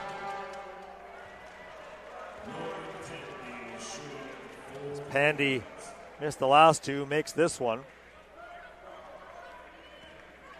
Second-year player only from Ottawa. He has a bright U Sports career in front of him. And likely a bright pro career in front of him, too, if he goes that path. Already was a factor in the CEBL. Akintunde to Dewar. Corner, three. Too strong. Louis with the rebound. And that will do it. 11 seconds. 10 seconds. They'll get it across half. And the Carleton Ravens, national champions, once again, 85-72. Carleton has climbed the mountain. They have defeated the University of Victoria, the University of Alberta, and now the University of Saskatchewan, the Ravens, climbing the mountain yet again. National champions for a record 16 times. Yeah, just an unbelievable performance by them here this weekend. Played three fairly different teams. Knocked off Victoria. Battled hard against Alberta. 1 point win when it looked like Alberta had an edge very late. And then tonight, slow start, but they took over. Aiden Warnholtz, a big part of that in this first half. And the Huskies, just not enough weapons to deal with what Carleton can do, especially at the defensive end of the floor. Full marks to the Saskatchewan team, Doug, as they were 8 seconds away from not even being here, and they find themselves taking home a silver medal. If you told them at the start of the year they'd be taking home a silver medal at Nationals, I think they'd take that. Oh, yeah, again, a team that doesn't lose a lot, they lose Akintunde, but yeah, I think they feel pretty good. Not now, of course. You lost. I don't mean it that way, but overall, I think when all the dust settles, I think they'll feel pretty good about their season and what they were able to do. But when you're playing a juggernaut who just does things consistently, steadily, possession to possession, they're not flashy, but clearly incredibly effective. Their 16th national championship in the last 19 seasons. 85-72 the final. Really balanced attack on offense again for this Carleton team as they had 4 players in double digits. Aiden Warnholtz with a team-high 18 points. Lloyd Pandy, 16 points, 13 rebounds. Alexander Dewar on Saskatchewan at a game-high 27 points, 52.6 from the field. But it is all about Carleton, national champions for a 16th time overall. 10 of the last 11. They are the excellence of Canadian university basketball. Yeah, and hey, nobody yet has been able to consistently figure out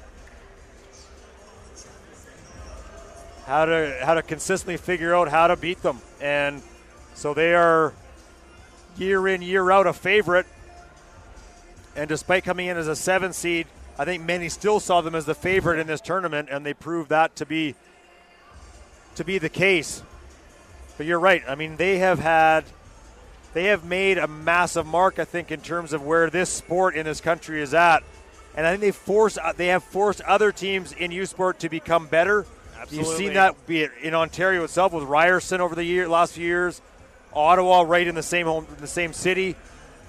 And if you're going to beat them, you have to meet that level of excellence and that level of dedication to rebounding hard on every possession, taking those charges, disciplined decision-making at the offensive end. It's not just a physical thing, it's a mental thing in terms of how steady and consistent they are. As there you see Saskatchewan, full credit for their effort this weekend all season long, but it is all about the Carleton Ravens. As we have some awards to hand out, some medals to hand out. Our broadcast isn't over yet.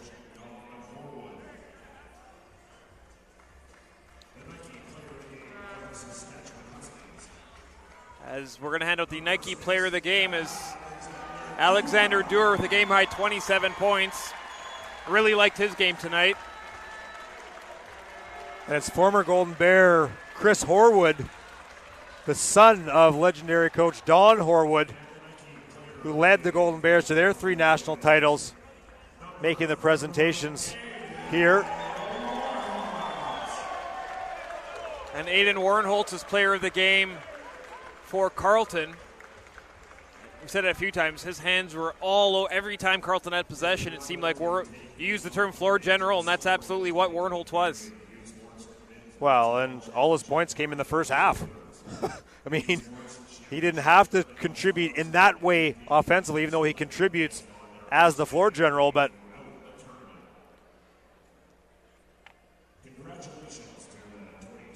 we're not going to be able to fully pick up the PA, but we'll make sure that we jump in to I'm sure you know who the All-Stars are. So we're handing out the top 5 All-Stars from this tournament. Quentin Gray from Queens. One of the All-Stars, Tyus Jefferson from the Alberta Golden Bears, wrapping up his U Sports career. Named an All-Star.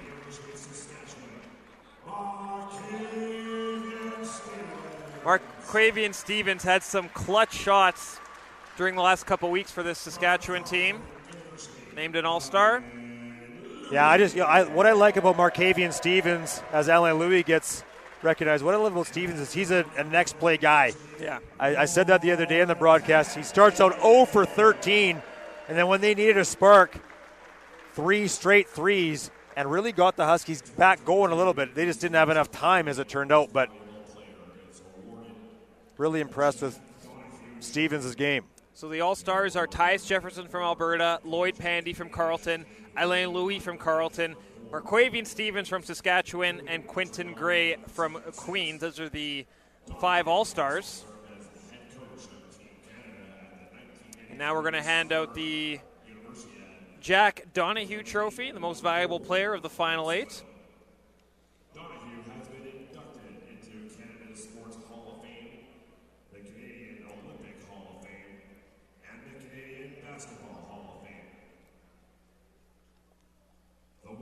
Jack Donahue Trophy as tournament MVP from the Carleton Ravens,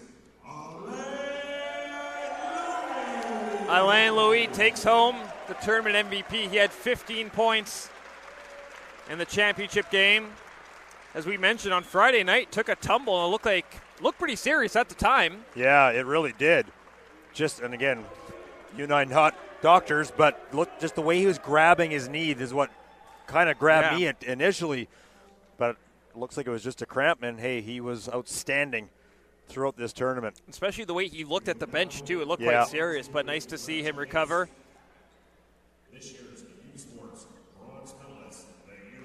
And now it's time to hand out some medals. We'll start with the bronze medalists, the home side Alberta Golden Bears.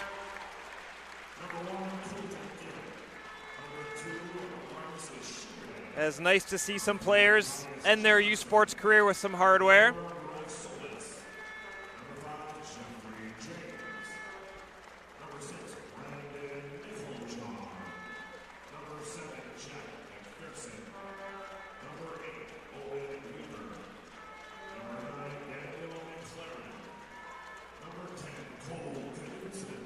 You take a look at some of the coaching staff for the Golden Bears. Training staff. Assistant coach Kent Johnson, head coach Barnaby Craddock.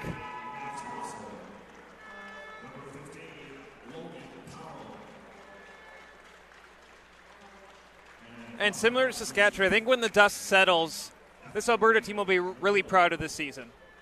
Yeah, you get as close as they did last night to earning a berth into this final. It's tough, but yeah, you're right. I think,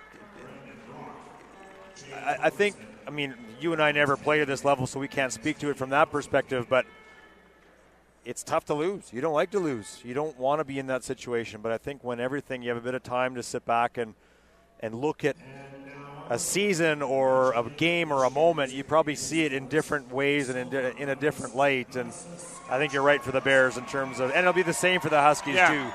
Obviously disappointed right now, but they should not be disappointed at all in terms of the kind of season that they had. No, they gave it their all till the very end.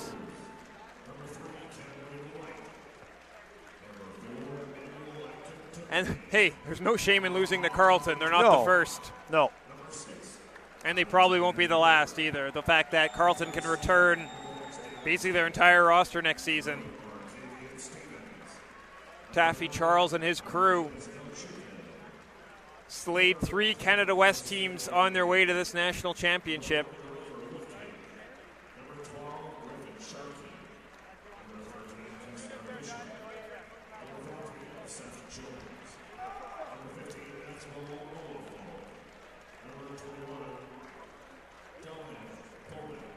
You look through the Huskies as they receive their medals. And again, most of their guys back, other than Akintunde.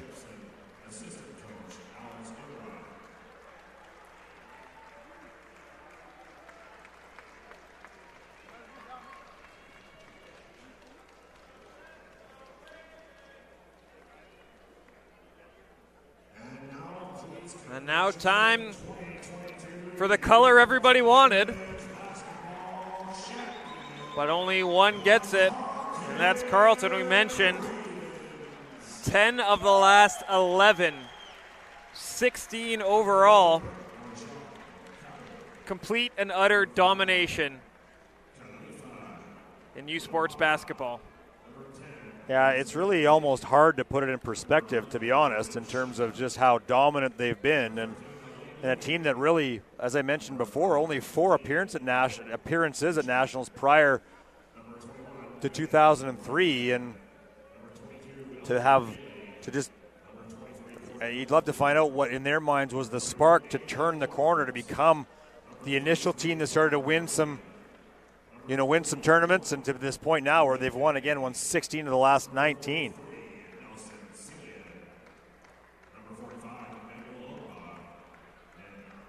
And players returning from that 2020 national championship team: Wazir Latif, Ivan Chuchak, TJ Lull, who played with the Brock Badgers this year, was on that team for Carleton back in 2020.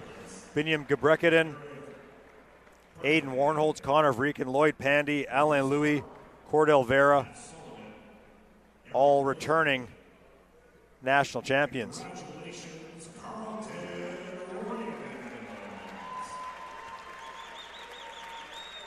As this team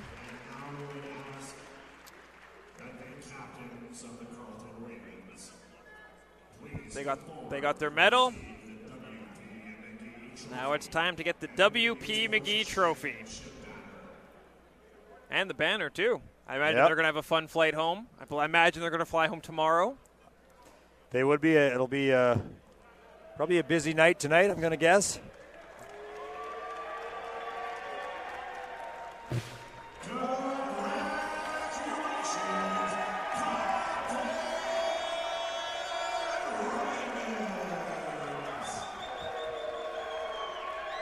And that's what it's all about.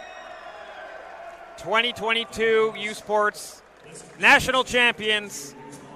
They're getting used to that.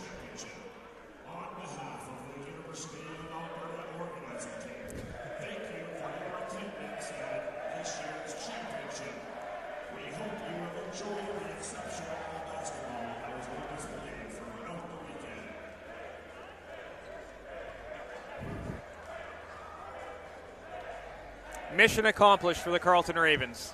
Yeah, and what a great weekend. Great games, great atmosphere here at the Saville Center.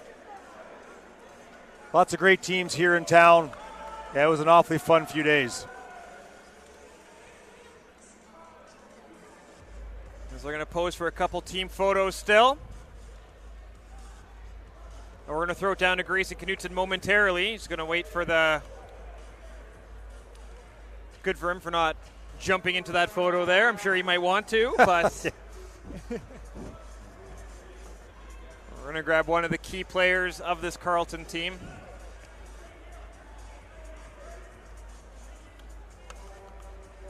As we see Brad Hamilton there from the University of Alberta trying to organize the masses down there. It's a tough job. He's been all over the place this weekend. Yeah, running stuff at this end, doing graphic stuff all over the place.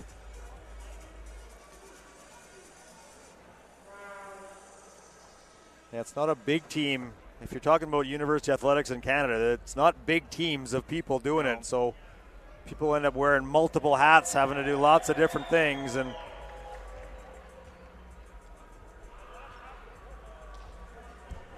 it's been a successful one here.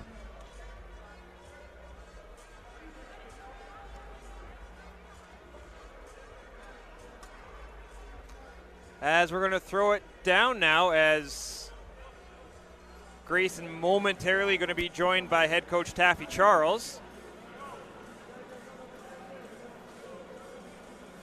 As now let's throw down to Grayson with championship winning coach Taffy Charles. Grayson. Yeah, thanks so much, Mark. Taffy, first of all, congratulations on the victory. Obviously, seemed like the second and third quarter were really the key in that game for you guys. Yeah, you know, it's been a long haul. I mean, again, it's 3 games in 3 days.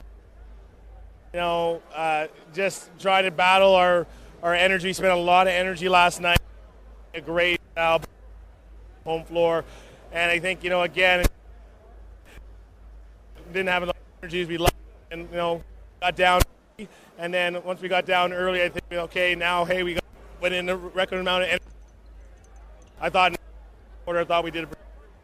16 championships in 19 years for this school. I know you were a part of the women's program as well, winning a national title as well. Man, what's going on over there? What's the secret? Everybody's trying to figure it out. Nobody's been able to. Yeah, you know what? Again, I mean, it starts with, you know, Jen Brenning, who's, you know, organizes the whole thing,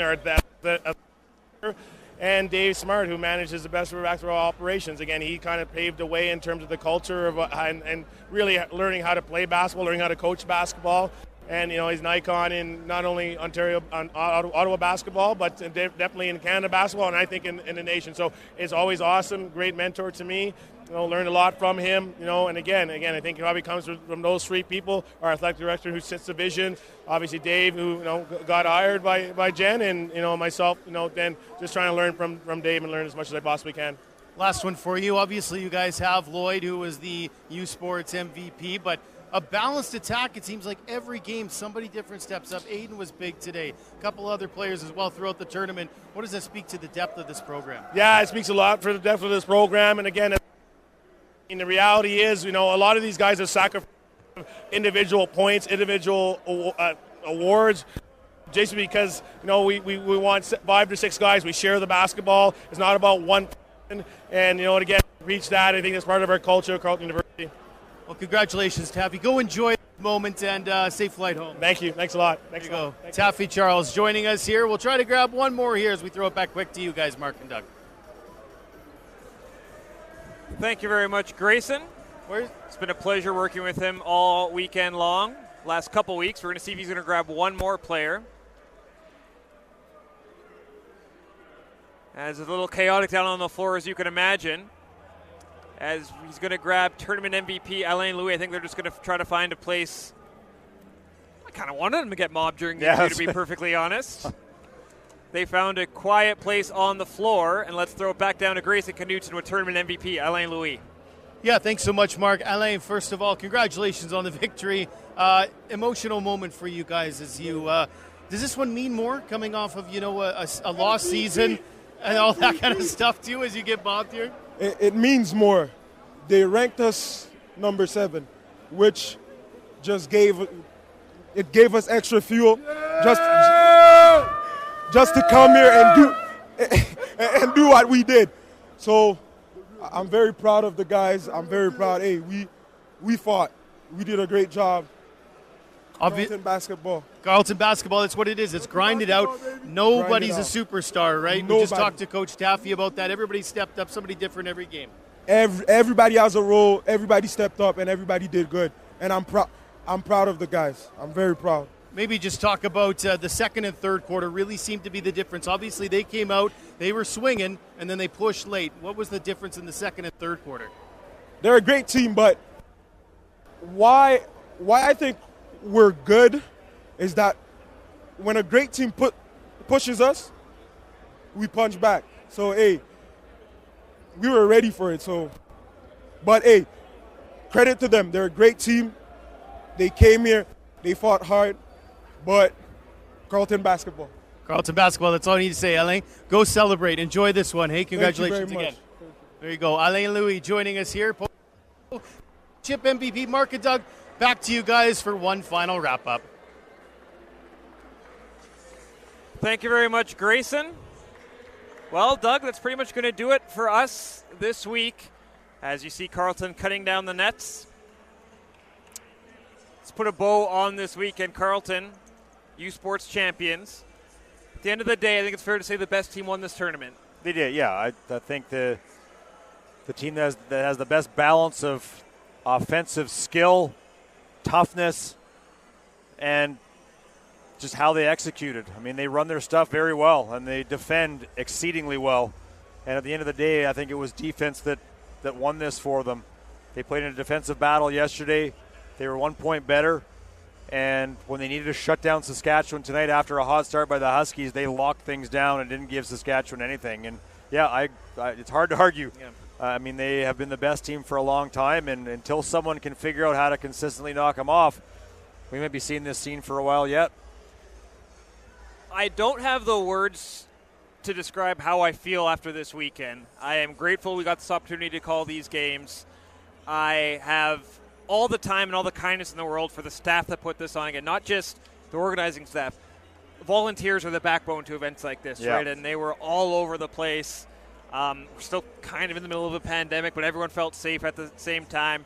This is just an A-plus event. Edmonton puts on good events, and this was a shining example of what can happen when the city of Edmonton gets an opportunity to host something like this. I agree, and I think also a shining example of what U Sports events themselves can be, and trying to make sure that we look at how we can continue to elevate U Sports across this country in the minds of both fans and people that can become fans, because it's incredible sport. You've got incredible talent. The atmosphere and the energy in the buildings can be great consistently. So I think it was a great show, like you said, not just for this city, but I think for what university sport and student-athlete sport can be about in Canada. Carleton Ravens, U Sports national champions, Saskatchewan Huskies, silver medalists. The Alberta Golden Bears, host team, going home with bronze. That pretty much does it for us. Again, I don't want to start naming names because I know I will forget someone. But I just want to give a massive shout-out to our entire broadcast crew, our entire weekend. I will say Grayson and Eric were the other broadcast team. They did a phenomenal job. Patrick Erickson also helped us out as well. It takes a village to pull off an event like this. Doug and I we get the easy job, to be perfectly It's honest. true. We sit down in front of a camera and just start talking about a game we love. So I want to give a huge shout out to everyone here on the scores table, the stats.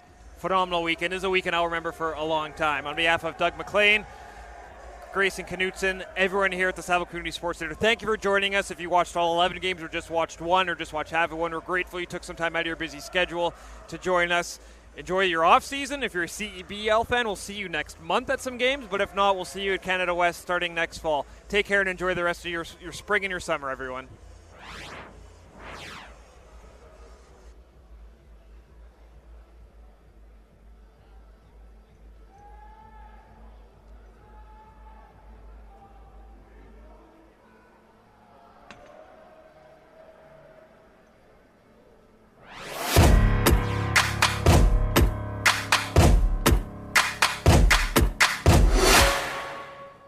U Sports on CBC, brought to you in part by les championnats U Sport. Vous êtes présenté par the Government of Canada, le gouvernement du Canada. Barron, exclusive supplier of U Sports Championship rings, le fournisseur exclusif des bagues des championnats U Sport. Nike Team, just do it, faites-le.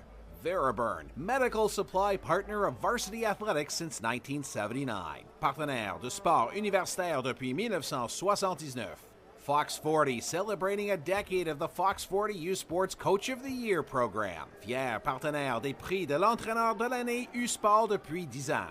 Wilson, U Sports Official Basketball, le ballon officiel de U Sport. The Westin Edmonton, Heavenly Bed, Heavenly Bath, well-being at the heart of downtown. 780-426-3636. Le Westin Edmonton. Détendez-vous dans notre hôtel au cœur d'Edmonton. 780-426-3636.